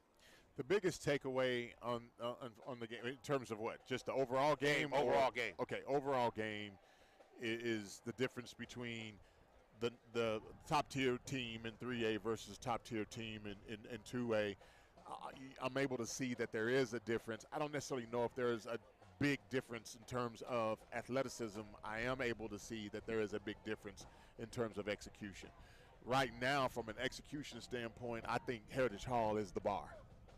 They're the bar, not just in 2A, but also 3A and 4A, and maybe even 5A in terms of just how they approach the game, in terms of how well they execute it and everything. So I thought that, I expected Millwood to kind of come out a little slow, especially with not having, everybody on the field, right, to start the game. And then I also expected that Heritage Hall was going to be sharp. I expected that. And so I think it's a process, and that's why I say I really don't like to see these two great teams play each other early, because by week 5, I think Millwood will have a totally different identity, right? And Heritage Hall probably don't have that much more room to improve. Right, and here's the fact about it. This is the 6th matchup in the series, and now Heritage Hall has won 4 straight. Yeah. And in terms of that, but here's the reality, Falcon fans out there who say, well, this is a measuring stick. It was the Falcons went on to win 13 straight games and go all the way to the state title. Right. This is the bar. This is where the rubber meets the road, and you get a good look at what you have in the team. CJ showed a lot of good things tonight. We saw the running game. We saw some of the versatility of that. But what I did like is how the team settled down. They listened to their coaches in the second half of the game. To me, the story of the game is how the Falcons played the second half, and Andy Bass. Those, to me, are the 2 key factors. You said it, and what you said there, Gary, I absolutely think it's absolutely great. This is the SSM Health post-game show. Sometimes after a hard-fought game, a player needs the assistance of a sports medicine specialist.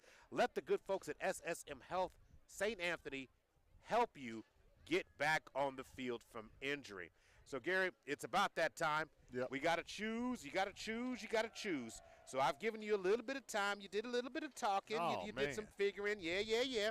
So now I got to go ahead and get for you the player of the game, sponsored by Big O's Pork and Dreams and Super Prep. The player of the game is brought to you by Big O's Pork and Dreams and the Big Nasty Tater. They have 2 locations to serve you, one in Edmond and one in Midwest City. Stop by Big O's Pork and Dreams for lunch, dinner, and the Big O's will make your meat dreams come true.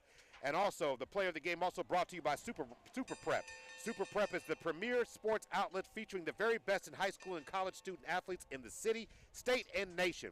Super Prep can be found on CBS Sports Radio 105.3, social media at Super Prep OK. And not to mention, I got to put it out there. Oh, Super Prep's logo looked real good on the Charger Jumbotron tonight. Got to give a shout out to that. Yeah, so and the picture of Miles Perry up there. Hey. $1 million smile. $1 million smile. Yeah. Look like he owned the place right here on the new board. So before we get out of here, Gary, who is that Millwood Falcon player of the game? Man, I tell you what, I looked at, the contributions that Xavier, Thompson made, and then I also looked at the contributions that Jaden Nickens made, and then I also looked at, how CJ was able to pull it together.